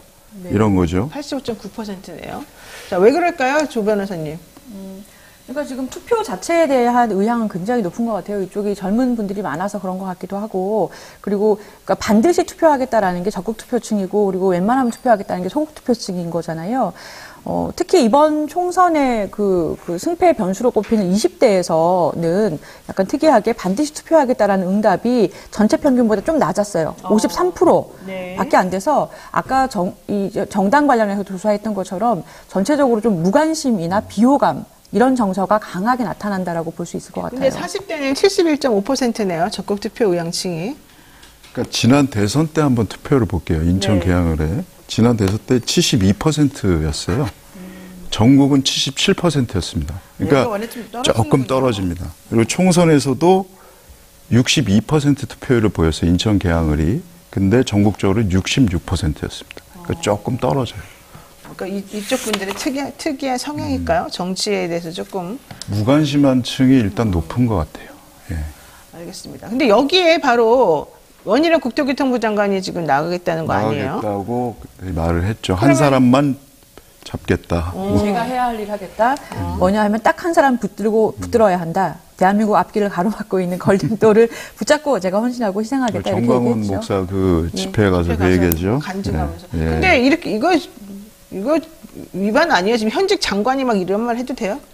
그렇게 다니시는 장관이 한 명이 아니라서. 엄밀히 따지면 안 되죠. 한 명이 아니라도 다 이거는 선거법 위반이라고 해야 되지. 근데 어쨌든 그거는 이제 변론으로 하고 이재명 의원하고 장관하고 가상대결 해봤더니 어떻게 났다고요? 이재명 의원이 48.5%, 원희룡 장관이 39.3%고요.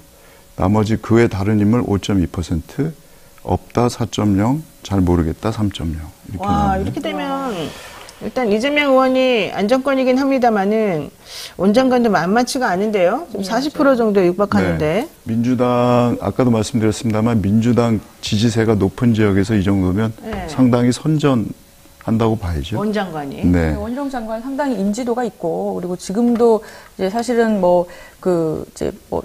윤 대통령이 신뢰하는 내각 3인방으로 꼽히고 있잖아요. 한동훈 법무부 장관, 이상민 행안부 장관과 더불어서 그래서 상당히 이제 거론도 많이 되고 있고 이번 조사가 그래도 오차 범위가 4.4%잖아요. 훨씬 바뀐 9.2%의 격차를 보였어요. 그러면 원장관이 장관으로서 뭘 잘했다 못했다 이런 생각은 지금 어떻게 평가가 어느 정도 되고 있습니까? 잘 모르나요? 뭐 없죠. 성과 없습니다. 그러니까 그리고 오히려 양평 때문에 시끄러웠는데. 이번에 개각하고 총선에 나온다는 장관들 보면 한 거 있습니까? 없어요. 없는데 원장관이 이렇게 이재명 대표를 붙잡고 가는 이유는 몇 가지 노림수가 있다. 말하자면 자기 존재감, 험지 출마해서 차기 대선 주자로서의 각인시키는 그런 효과가 대선 있고. 주자? 예, 그렇죠. 이재명 대표하고 아무래도 맞붙으면 인지도가 확 올라가지 않겠습니까? 그렇죠. 그 다음에 이재명 대표를 묶어두는 또 전략적인 효과도 있어요. 그러니까 전국 유세를 대표가 다녀야 되는데 총선 이제 선거운동 시즌이 되면 자기 지역구에 아무래도 원희룡 장관이 좀 신경이 쓰이겠죠. 그거를 잡는 효과가 있고 또 한동훈 장관하고 사실 그 당내에서 잠재적인 싸움을 후보 아닙니까? 경쟁자잖아요. 거기보다 좀 한 발 더 앞서 나가보겠다라는 여러 가지. 그러니까 지든 이기든 손해볼 게 없다라는 계산이 깔려 있는 거죠. 그러니까 원 장관의 경우는 지금 양손에 떡을 쥐고 있는 거나 마찬가지인 것 같아요. 그러니까 이기게 되면은 더 좋고 하지만 지게 되더라도 자신의 체급 자체를 대선 주자 반열을 올릴 수 있다. 이재명하고 붙었다. 이재명급이다 나는. 그렇죠. 그러니까 지난 보궐선거 강서구청장까지만 해도 윤석열 대 이재명 아니었습니까? 요거를 이재명 대 원희룡으로 한번 바꿔보겠다. 그런 포부가 있는 난 거죠. 윤석열과 동급이야 이렇게 되네. 핵심은 이제 지지자 중에서 적극 투표를 하겠다는 사람들의 의견이 이제 어떤가 이런 건데 이 관련해서 나올 만한 게 있습니까? 적극 투표층 62.1% 나왔죠, 아까? 62.1%는 반드시 투표를 하겠다는데 이재명 대표가 높았습니다, 더. 이재명 대표가 56.1%, 원희룡 장관이 38.8%입니다. 그러니까 전체 인천 계양을의 전체 평균보다 이재명 대표가 한 7.6%포인트 높게 나오는 걸로 조사됐고 원희룡 장관은 그냥 오히려 한 0.5% 떨어지는 걸로 그렇게 조사가 됐습니다. 그렇군요. 그러니까 이게 반드시 투표하겠다는 적극 투표층이 많이 나올수록 이 대표가 굉장히 앞선다라고도 좀 이르지만 예상할 수 있을 것 같아요. 그러니까 적극 투표층에서는 이 대표가 아까는 9점 몇 프로, 8점 몇 프로 이랬는데 10% 이상의 포인트로 원 장관을 크게 앞서는 걸로 나왔거든요. 근데 반면에 웬만하면 투표하겠다라는 소극 투표층에서는 원 장관에 대한 지지도가 47.7%. 그리고 이 대표가 32.3%밖에 안 나왔어요. 그래서 웬만하면 투표하겠다라는 사람들은 원 장관에 대한 지지도가 훨씬 더 높았다. 이렇게 보여서 그러면 투표율에 따라서 어떤 사람들이 더 많이 투표장에 나오느냐에 따라서 지금은 조금 달라질 수 있겠다라고도 볼 수 있을 것 같아요. 네. 자, 오늘 쇼미더미심 저희가 준비한 내용 여기까지고요. 바로 이어서 영친이와의 소통을 위해서 특별히 마련한 코너인 쇼미더 영심 하겠습니다. 뉴스인사이드에서 준비한 커뮤니티 설문조사 결과를 짚어보고 여러분들이 남겨주신 신박한 댓글도 소개해드리는 그런 시간입니다. 절대 신뢰하지 마십시오. 자, 오늘의 질문은 이거였습니다. 김건희 명품백 논란 가장 큰 문제가 뭐냐 이런 거죠? 네, 12,000명이 넘는 분들이 참여를 해주셨는데요. 가장 문제라고 생각하시는 대답 1등이 김 여사의 인사청탁 정황. 뭐라고? 금융위원으로 임명하라고요? 라는 통화 내용. 저도 쇼킹했어요. 79%. 누구한테 전화 받아서 누굴까요? 이 위원 누굴까요? 금융위원 되는 사람이 다 의심스러워. 진짠가? 두 번째가 김 여사의 부정청탁 금지법 위반. 아니 이걸 왜 사오세요라고 했지만 가방은 받은. 네. 나머지가 범죄를 유발하게 한 기자의 함정 취재 2%. 대통령실 보안 문제. 보안 검색을 통과했다 2% 이렇게 나왔고요. 기타가 재밌어요. 예시 대통령실의 선물 창고 등등이 1%인데요. 그래서 저는 사실 이 사건에서 가장 큰 문제는 대통령실도 대통령실이고 검찰이 침묵하는 거. 그렇죠. 저는 그걸 보고 싶어요. 그렇죠. 아니 조국 이재명은 그렇게 탈탈탈탈 털면서 야, 어떻게 이렇게 한동훈 장관 보셨죠? 보도연 모르겠다고 이렇게 비겁하게 합니까? 자, 어떻게 해서 이런 결과가 나왔는지 댓글 통해서 한번 살펴보도록 하겠습니다. 네. JH 리님께서 보안에서부터 뇌물수수의 국정인사 개입까지 모두 다 미쳤다. 그러니까 아까 우리 보여줬죠. 최재형 목사가 깜짝 놀라서 원래 그전에는 그렇게까지 그런 생각은 없었는데 그걸 보고 나서 자기가 놀래가지고 한번 확인을 해봐야 되겠다 생각했다는 거 아니겠습니까? 맞아요. 네, 그리고요. 예, 유저 OV8EX님께서 교통 단속도 함정 단속하는데 국민이 알 권리를 위해서는 아무 문제 없다. 언론에서 이제 함정 취재다라는 점에 너무 포커싱을 하니까 이런 말씀 해주신 것 같습니다. 네. 또 유저 JL7님께서 압수수색 잘하는 검찰은 실력 발휘 안 하고 뭐 하고 있냐. 진짜 압수수색은 맞아요. 대한민국 최고인 것 같아요. 아유. 유수엘 부부님께서 대통령실에 엑스맨이 있는 것이 문제, 선물 반환 창고라니 흐흐흐흐 이렇게 얘기하셨습니다. KNU 092777님께서 검찰이 누구는 법카로 샌드위치 11개 사고 초밥 10만 원치 샀다고 압수수색이 엄청나게 하던데 김건희는 300만 원짜리 명품을 불법 수수했는데 왜 이렇게 잠잠하죠? 네. 아이고, 어머니나. 네, 마지막 댓글이요. 유저 XP7님께서 영부인이면 좀 깔끔하게 행동하세요. 따끔하게 얘기하셨습니다. 네. 자, 저희, 이렇게 또 뽑았는데요. 저희 이제 퉁퉁 쌀은 안 드립니다. 저희 굿즈가 있어가지고 굿즈 드릴 건데, 한 분씩 뽑아주세요. 네, 저는 JH 리님, 네. 보안에서부터 뇌물수수의 국정인사회의까지 모두 다 미쳤다. 네. 예. 예, 저는 유저 7님, 압수수색 잘하는 검찰은 실력 발휘 안 하고 뭐 하고 있냐? 이거 꼽겠습니다. 네, 좋습니다. 네, 두 분 뽑고 여기까지 하고요. 잠시 광고 타임 말씀드리겠습니다. 1부 마치기 전에 통통몰에서 연말 선물 시즌을 맞아서 주얼리 상품을 20% 할인 판매하고 있는데요. 크리스마스 연말에 가족과 지인에게 주얼리를 선물해 보시면 좋겠습니다. 주얼리? 그리고 통통몰에서 2023 감사제 이벤트를 진행합니다. 한 해 동안 통통몰을 사랑해 주신 고객님 23분을 뽑아요, 저희가. 와, 예쁘다. 와, 진짜 너무 탐나는데요. 자, 어쨌든 2023 통통몰 감사제를 저희가 해서요. 23분을 뽑습니다. 12월 20일까지 통통몰 상품을 구매하시는 분 자동으로 응모가 되고요. 구매 횟수가 많을수록 당첨될 확률이 높다고 합니다. 자세한 내용은요. 통통몰 홈페이지를 확인을 해주셔야 될 것 같고요. 자, 오늘도 두 분하고 같이 한 시간들 너무 재밌었습니다. 고맙습니다. 감사합니다. 감사합니다. 자, 영친 여러분 속 좀 시원하게 풀리셨는지. 하지만 여기서 끝이 아니죠? 예, 저하고 노반장이 진행하는 2부 뉴스인싸 프라임 진행하기로 되어 있습니다. 저희가 야심차게 준비하고 있는 뉴스인싸 프라임 이번 주까지 무료로 방송하고 다음 주부터는 유료 멤버십 서비스 하는데요. 많은 관심 부탁드리고요. 여러분 오늘은 여러분이 좋아하는 서초해봉합니다. 예, 두 분의 변호사님 아주 신랄하게 현재 검찰의 문제점 또 내밀하게 감춰져 있는 그들의 속사정 한번 알려드리도록 하겠습니다. 어디 가지 마시고 잠깐만 기다려 주십시오.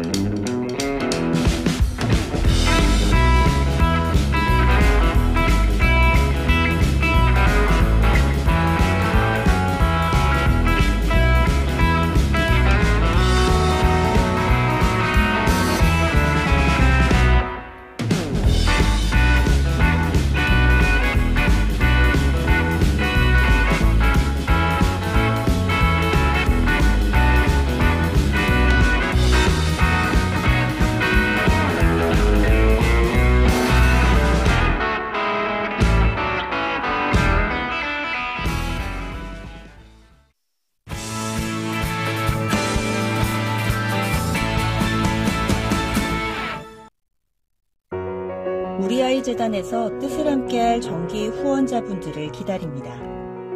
우리 아이 재단은 한반도 어린이를 위한 재단입니다. 배고픈 어린이들에게 영양 가득한 국수를 보내고 영유아 자폐 조기 검사 지원, 베이비박스의 이유식 정기 배달, 중증장애 및 취약 아동들을 지원하고 있습니다. 따뜻한 손길을 이어주는 분들께 우리 아이 팔찌와 감사 선물을 드립니다.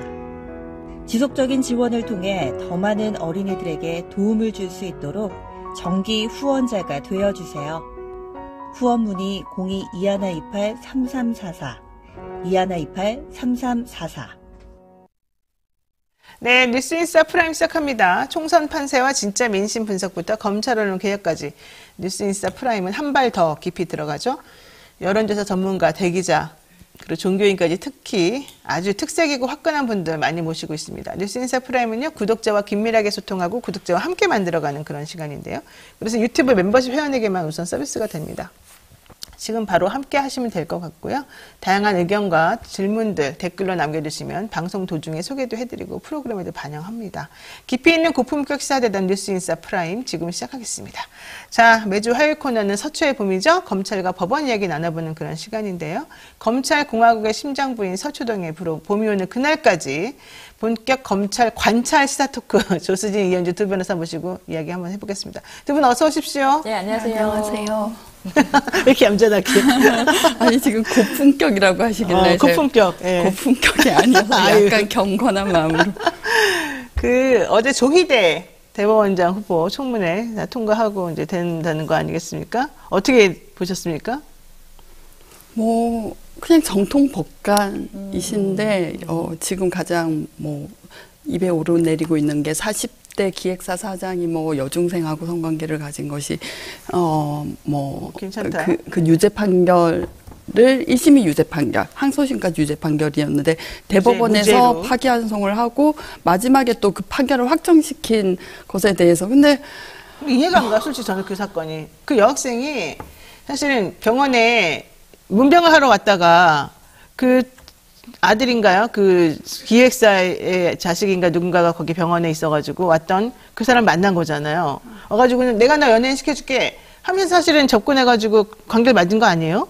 근데 그 사람은 어떻게 미성년자 의제강간이 안 되고 왜 그게 사랑하니까 무죄다 이렇게 나오죠? 그래서 자기를 키워주고 스포트라이트를 받게 해줄 사람이니까 아부하는 편지를 쓸 수 있겠죠. 그리고 편지가 이제 네, 그리고 우리 사랑해요라는 말이 114 안내도 요즘 114 쓰시는 분 거의 없지만 고객님 사랑합니다. 이 정도 아니었을까요? 네, 그리고 그 아이가 그분이 말했어요. 내가 이거를 사실 쓰고 싶어서 진짜 사랑해서 쓴 게 아니다. 쓰라고 해서 썼다. 이런 얘기를 했는데 그 사람의 사고방식이나 그 사람의 행동이나 이런 거는 딱 보면 사랑인데 왜 넌 아니라고 부인하니? 이런 취지였어요. 근데 법관들의 성인지 감수성이 그 나이 때문에 저는 이해할 수 있어요. 왜냐하면 저는 어떤 얘기를 들었냐면은 그러니까 길 가던 행인이 다른 여자 행인 전혀 남남이죠. 가슴을 만졌는데 강제추행으로 기소가 돼서 왔어요. 어떤 부장판사가 90년대 초반에 이게 왜 추행이 되나? 미친 거 아니에요? 라거나 이제 자기는 그 약식 사건으로 교통사고 처리 특례법 위반이라고 하죠. 여성 운전자면 벌금을 더 물렸다는 거예요. 여자가 왜 밥도 안 하고 이 시간에 돌아다녀? 무슨 소리예요? 난 처음 들어봤는데 그런 얘기는 이상한 일이 하도 많지만 그렇게까지 그러니까 그 고여 있는 물에서 서로 남자 판사들이 그 하는 말들은 또 바깥에서 번지르르하게 하는 말하고 다를 수 있다는 거죠. 물론 그게 이상하네. 최근의 일은 아니에요. 90년대, 2000년대 초반인데 그 내부에서 그런 의식을 공유해온 건 사실이니까요.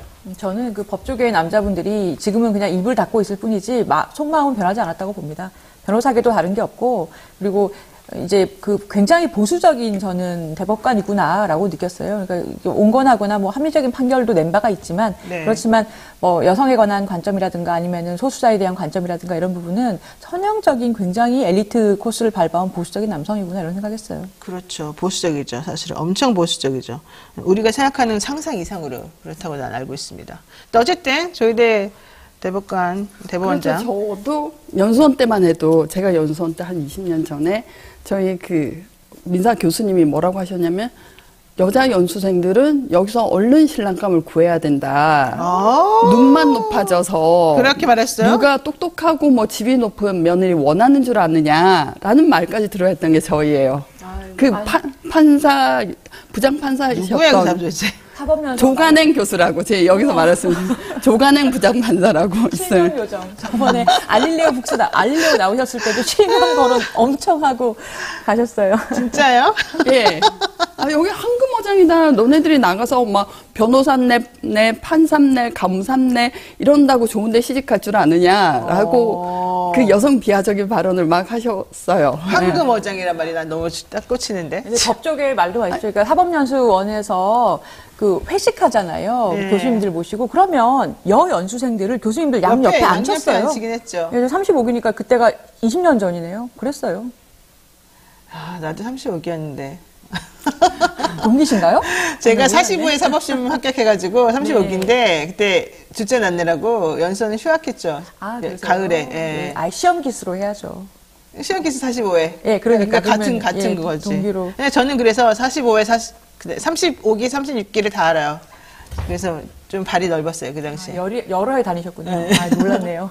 네, 좋았었어요. 아니, 되게 대단하세요. 어떻게 자녀 출산하시면서 공부도 하시고. 애 낳고 이제 붙었고, 애 공부했고, 애 또 둘째 낳고 했죠. 어쨌든 복잡스러웠습니다. 네. 그 몇 기죠? 저는 30기. 아, 네, 제 선배님이시네요. 그러네요. 이게 선배님으로부터 우리가 사랑스러운 후배들아. 기술을 자꾸 피하고. 많이 들어오시다. 자, 요 얘기도 한번 해볼게요. 조희대 대법원장도 그렇지만은, 사실 저는 어제 있었던 이 검찰 이슈 혹은 재판 이슈 중에 놀라웠던 게 진해원 검사 재판이었어요. 진해원 검사가 사실은 왜 재판을 받고 있는지 아십니까? 그때 그 김건희 씨 관련해가지고 무슨 철자 그거 아니에요? 네, 맞아요. 김건희 여사를 조롱하는 글을 SNS에 올렸다는 혐의로 재판에 넘겨졌던 건데요. 이분이 지금 현재 부산지검 부부장 검사예요. 근데 어제 서울 서부지방법원에서 재판을 했습니다. 그러니까 명예훼손으로 이제 재판이 된 건데, 진 검사가 그러는 거야. 내가 도대체 무엇을 어떻게 명예훼손했는지 구체적으로 말해달라. 그러니까 특정을 해달라. 이제 이렇게 얘기를 한 겁니다. 공소장에 특정이 돼야 되잖아요. 범죄 사실이. 그래야지만 내가 방어권을 행사할 수 있을 거 아니냐. 이렇게 말했고, 재판부도 아니 도대체가 진 검사가 올린 게시물에 허위라고 불만한 부분이 뭐가 있는지 너네가 정확히 찝어라라고 한 거예요. 이 검사에게. 근데 검사 측에서는 난 니네 말을 이해 못하겠는데 이랬다는 거예요, 지금. 근데 어쨌든 그 핵심은 지난해 9월에 SNS에 진 검사가 김 여사 과거 사진을 올리면서 줄리 스필링은 아는지 모르겠다 이렇게 말을 하고 그 밑에다가 이제 그 검사하고 이 매춘부하고 이게 좀 비슷하잖아요, 스펠링이.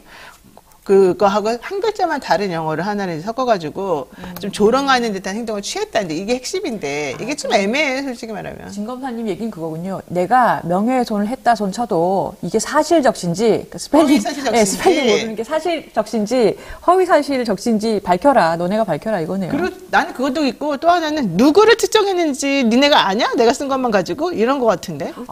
그렇잖아. 누구라는 말을 안 썼잖아, 주어를. 그러면 이걸 만약에 이게 김건희 여사 명예훼손이 라고 하면은 줄리는 그렇다 이렇게 되는 검찰이 인정하는 거예요? 검찰이 바보같이 또 그렇게 돼버리는 거예요. 근데 검찰의 의도는 사실은 이제 우리 V1, V2 누구는 V2를 윤통이고 V1 우리 V1을 이렇게 노엽게 하시다니 이런 배경이 있었을 것 같고요. 근데 오히려 이거는 건드리는 것 자체가 바로 이제 그런 위험을 배가시키는 거지. 그 이면에 있는 사실 이제 지금 영부인의 과거 전력에 관한 걸 암시되는 사실이죠. 직접적으로 언급한 건 없죠. 암시되는 사실을 두고 한 건데 그건 암시될 뿐이지 표현된 건 아니잖아요. 그러니까 검찰이 무리를 한 거죠. 이걸 자꾸 올리고 특정하고 뭔가 확인하고 설명하려는 순간 오히려 본인들이 의도치 않게 이게 자꾸 사람들 머릿속에 들어간다니까요. 그렇죠. 게다가 입증 책임은 검사가 있는데 진퇴양난이다. 그래서 잘 모르겠습니다. 지켜봐야겠네요. 재밌겠네요. 네, 참 무책임하고 아무렇게나 지켜볼까요? 그래서 어쨌든 다음 종판기일의 전선 기대가 된다 생각해봤습니다. 자, 요즘 극장가를 넘어 정치권까지 영화 서울의 봄에 대한 이야기가 많습니다. 저는 좀 분노스러웠던 지점이 하나 있습니다. 어떤 초등학교에서 단체 관람을 하려고 했더니 그 구구 유튜버 누군지 아시죠? 그 구구 유튜버가 이거 보면 안 된다고 난리를 쳐가지고요. 이 초등학교에서 전격적으로 취소했다는 거예요. 네. 그러고 나니까 이 사람들이 우리가 승리했다 이랬대요. 말이 되는 건지 모르겠어요. 아니 이거를 무슨 좌파 영화라고 그러니까 왜 그런지 근데 이거 모르겠어요? 그냥 결론 스포일러 같은 것도 그 말이 통하지 않는 게 역사적인 그 장면이에요. 근데 그걸 무슨 역사를 아는 거를 무슨 좌파 영화라고 하면서 그 사람들이 이상한 거죠. 이제 현대사 부분은 걔들이 중학교, 고등학교 진학해서 나올 뭐 역사책에도 나오는 거고 이미 강주 민주항쟁 이런 정리가 된 논쟁이 있는 부분도 아니고 하등의 뭐 예, 이건 예술 표현의 자유를 침해하는 건데 이런 활동을 하고 승리했다고 하는 것이 너무 인식 수준이 천박하고 국민을 우습게 한다고 생각해서 저희 화가 나네요. 그런데 어쨌든 그 초등학교는 취소했답니다. 그럼 아이들이 뭐라고 생각할까요? 아, 이 영화는 보면 안 되겠구나. 뭐, 안 보는 게 낫겠구나. 이런 생각 하지 않을까요? 근데 그리고 저는 뭐 그렇게 좀 비난한다고 해서 그걸 또 전격 취소해버릴까? 선생님께서. 그렇게 생각했어요. 그러니까 저는 그 취소한다는 게 문제로 느껴지네요. 그러니까 뭔가가 사회적 분위기가 눈치가 보이고, 이 쫄린다는 거죠. 근데 저는 취소할 수밖에 없다고 생각해요. 혹여 관람을 했다라고 하면은 이 정부는 검찰을 이용해서 뭐 교사들의 정치 활동 이렇게 엮어갈 정부이기 때문에 뭐 교사들 징계하고 뭐 품위 유지 의무만 뭘 걸어서라도 징계하고 뭐 이러지 않겠어요. 직위 해제하고 저는 충분히 가능성이 있다고 봅니다. 그러니까 그냥 취소하는 게 깔끔하다. 아무것도 안 하는 게 낫죠. 아무것도 안 하는 게 낫다, 진짜. 이게 너무 슬픈 말이에요. 이번에 근데 우리가 제일 교훈으로 알아야 될 건 그거 같긴 해요. 아무것도 하지 마라, 차라리. 그렇지만 그 너무 슬프다. 이렇게 말씀드리고 싶습니다. 자, 서울의 봄이 어쨌든 흥행을 하니까 정치권에서도 이 영화를 두고 아전인수합니다. 민주당은 윤석열 정부와 닮았다 이렇게 공격을 하고 있고 국민의힘은 민주당이 참 현실 구별도 못하는 망상적이다 이렇게 얘기를 하면서 서로 싸우고 있다는 건데 이게 정치 영화를 보지 못하는 이 현실 이 양당의 이런 반응 이거 어떻게 맞다고 보세요? 아니 영화 정치라는 말까지 있더라고요. 그래서 뭐 서로 뭐 아수라를 봐라 아니면은 서울의 봄을 봐라 막 이렇게 얘기를 하는데 아니 이거를 지금 서울의 봄을 보고서 윤석열 정부 또는 지금의 상황을 떠올리는 게 누가 무슨 뭐 붐을 일으키고 얘기를 해서 일부러 만든 게 아니고 사실 굉장히 자연스럽게 굉장히 많은 분들이 그런 연상을 하고 있거든요. 그거는 그냥 팩트죠.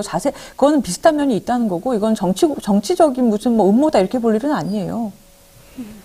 그러니까 영화를 보고 어떻게 느끼고 해석하느냐는 관람객 각자의 뭐 입장이고 100명이 보면 101개, 102개의 의견이 나올 수 있는데 내가 이 영화를 어떻게 봤다는 것에 대해서 정치권이 이렇게 얘기한다는 것 자체가 저는 몹시 어색하고 그리고 저는 뭐 국당이야 저는 기대가 없으니까 민주당에 대해서 약간 많이 괘씸한 마음이 있습니다. 뭐 지금 그 시절이 현재 윤석열 정부와 닮아 있다는데 내부적으로는 무슨 얘기를 하는지 모르겠어. 바깥으로 이런 멘트를 하지만 윤석열 정부를 나온 게 민주당 정부입니다. 검찰개혁에 실패해서 그건 인식을 하시고 이런 멘트를 하시는 건지 제가 세 가지 점만 꼽자면 첫 번째 인사 실패. 네, 인사 실패. 네, 지금 윤석열 정부 하에서 제일 첫 번째 가장 중요하다고 할 수 있는 검찰 보직 중에 하나인 서울중앙지검장을 누가 했냐면 송경호 검사라고 네.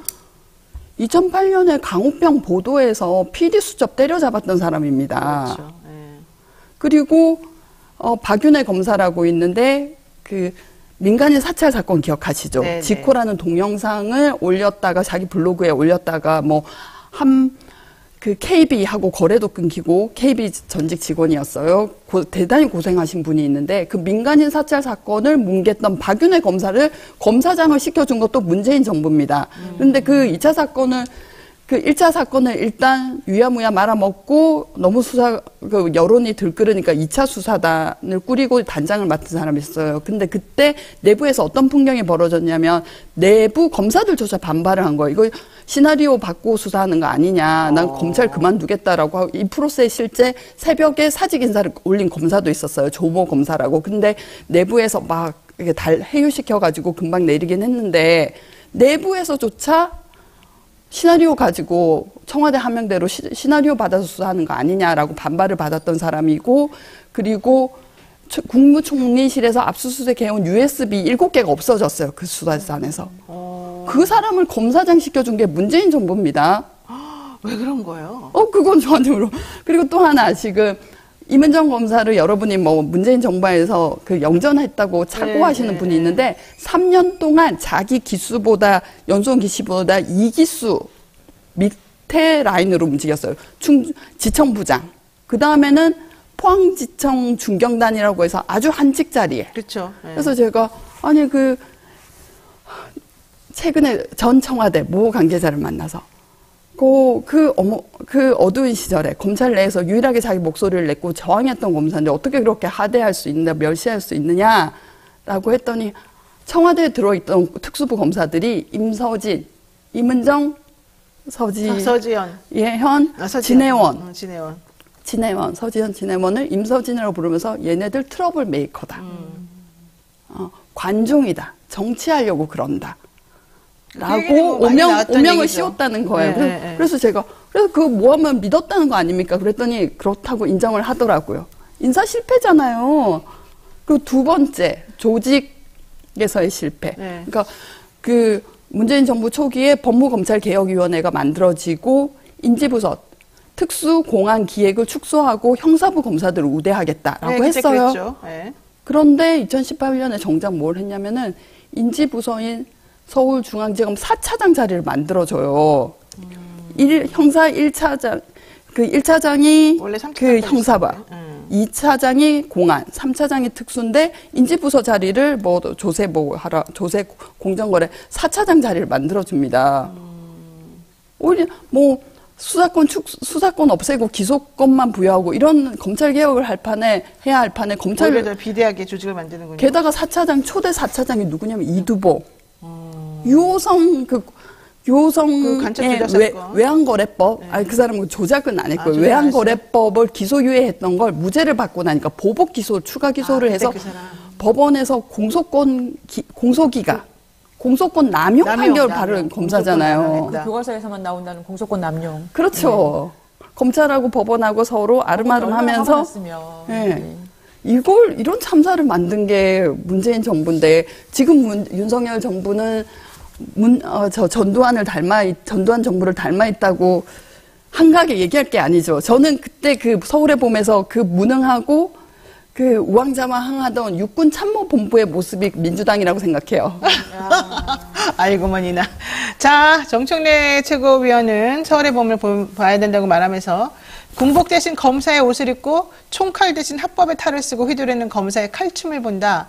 군부 독재만 그러했던 것이 아니라 지금의 검찰 독재도 모습과 형태만 바뀌었을 뿐 언제든지 국민들은 탱크로 밀어버리면 되는 존재로 여기는 독재의 독재적 발상은 음습한 곳에서 아니 때로는 대놓고 악의 쇠사슬처럼 이어져가는 것은 아닐까 싶다 이렇게 주장을 했고요.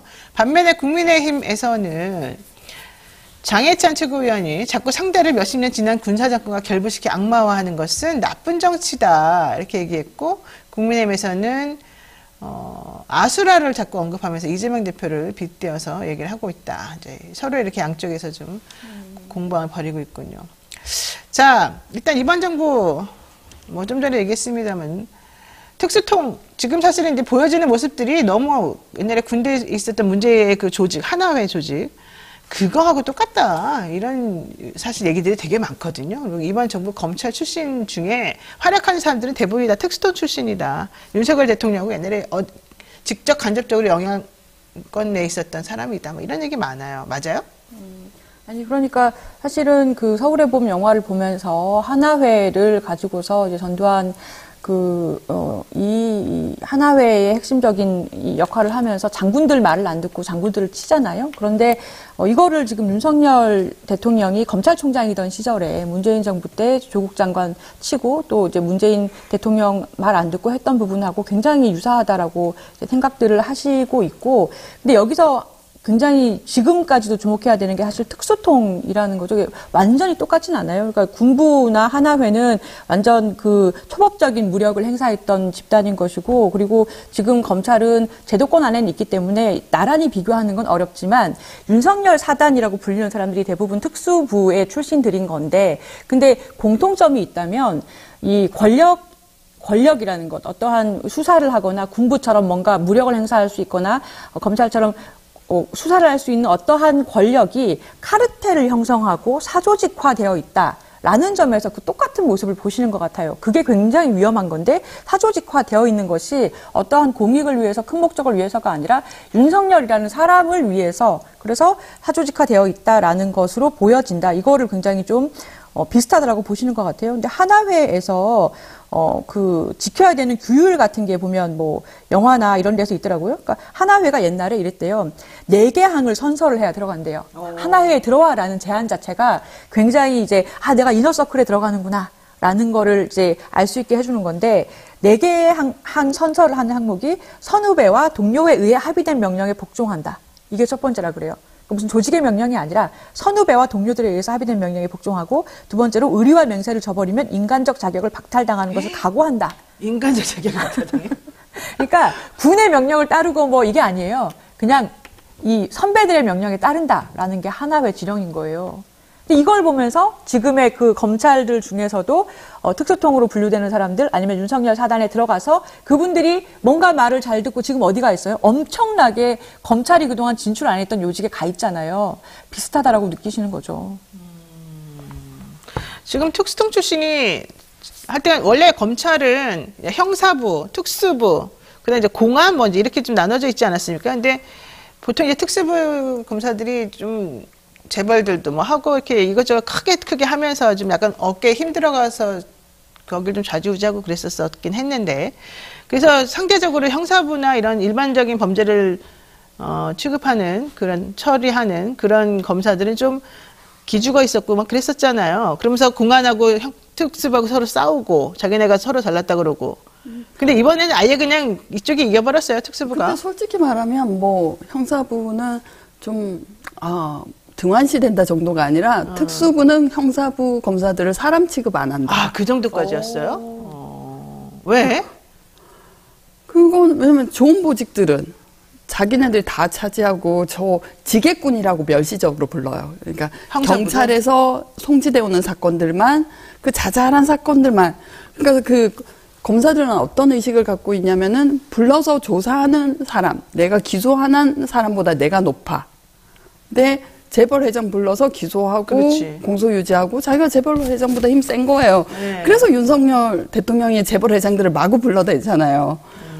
그리고 윤석열 대통령 같은 경우는 검사 시절에 전직 대통령 둘, 대법원장, 네. 뭐 재벌까지 해서 트리플로 했으니 어떻게 그 자기의 권력감이 최대화되지 않을 수 있겠어요. 그래서 사실 어떤 후배가 굉장히 이제 권력욕, 네. 그게 불타는 후배가 있었는데 그 후배를 저희가 뭐라고 불렸냐면은 간별기. 에? 잘 나가는 검사가 그 선배가 그 앞을 지나가면 인사를 해요. 저 사람한테는 저 선배는 좀 못 보여도 된다라고 하면 인사를 안 해요. 그래서 인사 받으셨어요? 네가 잘 나가는 검사인지 잘 못 나가는 검사인지 알려면 제 앞을 지나가면 된다. 어머나 웬일이에요, 세상에. 그게 싫어요. 뭐 단지 그 특수부라는 딱지 자체뿐만 아니라 그 내부에서 받는 대접이 그 자기에 대한 그 자긍심이 그 자리에 의해서 부여되니까 거기에 들어가기 위한 경쟁, 양자 간의 질투 시기는 말도 못하는 거죠. 지금 현재 그 국민의힘의 김웅 의원이 그 형사부 출신 아니에요? 대표적인? 공안 쪽이었죠, 마지막에는. 마지막엔 공안 그래도 가긴 갔어요? 네. 그러면 그 간별기는 어떻게 됐어요, 지금? 그 간별. 지금 어디 가 계세요? 왜 간별기는 검찰을 떠났습니다. 떠났어요? 지금 변호사 하고 있어요? 잘 나가요? 서초동에 있나요? 말을 못하는데? 근데 저 궁금했던 게 특수부, 특수통 되게 많이 들어봤는데 이제 사실 시청자분들 잘 모르실 수도 있을 것 같아요. 이게 무슨 딱 부서 하나를 얘기하는 게 아니잖아요. 아니요, 기존에는 특수부라는 게 있었죠. 지금은 반부패 수사부로 바뀌었고. 맞아요. 2019년에 바뀌었는데 이게 검찰 조직마다 있는 게 아니고 18개 지방검찰청 중에서 7개 지검에 설치가 돼 있고 인지하는 부서를 말했던 거죠. 근데 그죠? 나중에 이제 문재인 정부 때 제일 처음에 법무검찰개혁위원회가 형사부 검사들을 우대하겠다. 그랬다가. 공안기획, 특수부, 예전에 잘 나가던 이 부서들은 축소하겠다라고 했는데, 정작 아무것도 안 하고 있다가 조국 장관이 이제 그렇게 막 두드려 맞기 시작하니까 조금의 정신을 차리고 특수부를 폐지하겠다고 했어요. 근데 우리 검찰은 위장을, 카모플라즈를 굉장히 잘하거든요. 네. 특수부 없애면 뭐합니까? 특수수사하던 검사들을 형사 1부, 2부에 모아놓고 경찰에서 오는 사건 배당을 안 하면 되는 거예요. 그럼 걔네들은 형사 1부, 2부라는 명패는 달고 있지만 실상은 특수부인 거고. 그래서 정말 어떤 검사가 어떤 검사인지도 모르고 검사들이 얼마나 교활한지고 간사한지도 모르고 참 무능했던 게 민주당이라고 저는 생각합니다. 전제는 일단 교활하고 이런 사람들을 왜 너네는 그것도 뭣도 모르고 중용해가지고 이 모양 이 꼴을 만들었냐. 잠깐만. 검찰 특수부라는 그건 명패만 내리나고 특수부가 없어지는 게 아니잖아요. 그렇죠. 바로 그거죠. 근데 어쨌든 윤 대통령은 자기가 특수부에 있었기 때문에 자기 사람들 진짜 잘 챙기는 걸로 유명하잖아요. 이 검찰이라고 불리는 사람들 전부 다 지금 대통령이 다 끌어안은 사람들인데 그중에 특히 김홍일 이 방통위원장 내정자 어떻습니까? 그 작은 하나회를 만들려고 했던 분이죠. 아, 진짜로? 이분이 그 하나의 검찰의 하나의 사조직을 결국 왜 만드느냐. 네. 자기 권력의 사유화 영속화를 위해서 하는 거잖아요. 그러니까 후배들을 자기가 영전시켜주고 은혜를 베풀어야 자기가 추수를 할 수 있잖아요. 그래서 그런 것으로 자기의 권력을 영속화할 수 있고 또 사유화할 수 있기 때문에 그러니까 잘 모셔야 하는 선배인 거죠. 그래서 부산저축은행 사건 때 대검의 중수부장이었죠. 윤석열 대통령 그때 2과장이었고 네. 중수부 2과장이었고. 네. 근데 이제 충남대라고 하면 좀 검찰 내에서는 많이 나오. 연고대도 안 쳐주거든요. 서울대, 오로지 서울대. 근데 이제 그래서 검찰에서 잘 나가려면 그런 법무 기족이거나 네. 아니면은 그런 이너서클에 들어가거나 아니면은 이렇게 지방대 출신이라도 죽도록 독하게 수사를 해서 이분이 충남대로 이제 좀 제계도에 올랐는데 나도 후배들을 걷어야겠다. 라고 해서 모임을 가졌다고 합니다. 그래서 근데 보니까 다 쓸만한 떡잎이 하나도 없는 거예요. 아, 그래요? 그래서 실망하고 야 이제부터 모이지 말자. 라는 에피소드가 전해지는 분이에요. 그렇군요. 노는 건 항상 똑같죠. 그들이 작동하는 인간관계를 만드는 방식은 어디나 똑같습니다. 그럼 지금 현재가 이분들의 절정의 시기일까요? 표정들이 왜? 아니, 왜냐면 윤석열 정부가 워낙 많이 남아가지고 얼마나 더 이제 예상외에 인사를 할지 모를 것 같아요. 지금만 해도 굉장히 이례적으로 검찰 출신이 임명된 게 청와대, 용산에야 말할 것도 없고요. 그러니까 여러 인사비서관, 총무비서관, 정책실장 말할 것도 없고, 국가보훈처장, 법제처장, 그리고 국정원 기조실장에도 검사, 그리고 국무총리 비서실장도 박성근 검사, 법무부 차관도 검사, 법률비서관도 검사, 다 검사잖아요. 근데 이제 요 윤석열 정부에서 지금 다 이렇게 요직에 하는 거의 특징 중에 하나가 예전 정부들은 그래도 본인 성향의 어떤 검사나 이렇게 법조인을 어디 꽂을 때 그래도 예전 경력 중에 한두 줄은 있었어요. 비슷한 게. 근데 아무 경력하고 상관이 없는 검사를 마구 그냥 이렇게 꽂잖아요. 그게 특이한 것 같아요. 상상 초월인 거죠. 그래서 앞으로 얼마나 더 이분들의 이 특수부 출신이던 윤석열 사단에 봄이 올지 얼마나 더 포진할지 알 수가 없을 것 같아요. 자, 지금 시간이 다 돼가지고 오늘 여기까지만 얘기 좀 들어봐야 될 것 같은데 지금 이게 끝날 것 같습니까? 안 끝날 것 같습니까? 저는 그것만 물어보고 싶습니다. 이 특수통들의 이 권력의 절정에 지금 서 있는 이 모습이 결과적으로는 끝이 나긴 날까요? 아니면은 안 날까요? 다음에 총선이 관건 아니에요? 총선이 관건이다. 총선을 봐야 된다. 근데 지금 현재 분위기를 봐서는 근데 정말 우리가 상상하는 이상의 것을 하기 때문에 저는 위기에 몰리면 상상 이상의 것도 한다고 봅니다. 민주당이 한가지게 민주당이 영화 얘기하고 있으시면 안 돼요. 이렇게 나이브하게 뭘 할 수 있는 상황은 아닐 수 있다. 총선 반드시 이겨야 됩니다. 정말 사실 되게 저는 생각하면 한 번씩 막 이렇게 정말 총선 이겨야 되는데 이럴 때 있어요. 알겠습니다. 네, 자 오늘 저희가 준비한 내용 여기까지입니다. 뉴스인사 프라임 매주 화요일 코너 서초의 범 조수진, 이현주 변호사 두 분 말씀 오늘 고맙습니다. 고맙습니다. 감사합니다. 네, 어떻게 보셨습니다. 생방송 라이브 끝나고 다시 보기 가능한 거 아시죠? SNS 홍보 많이 해주시고요. 저희 18일부터는 유료 서비스입니다. 그 전에 많이 이용하시고요. 또 다른 분들한테도 많이 널리 전파시켜 주시기 바라겠습니다. 내일 아침 다시 찾아뵙겠습니다. 고맙습니다.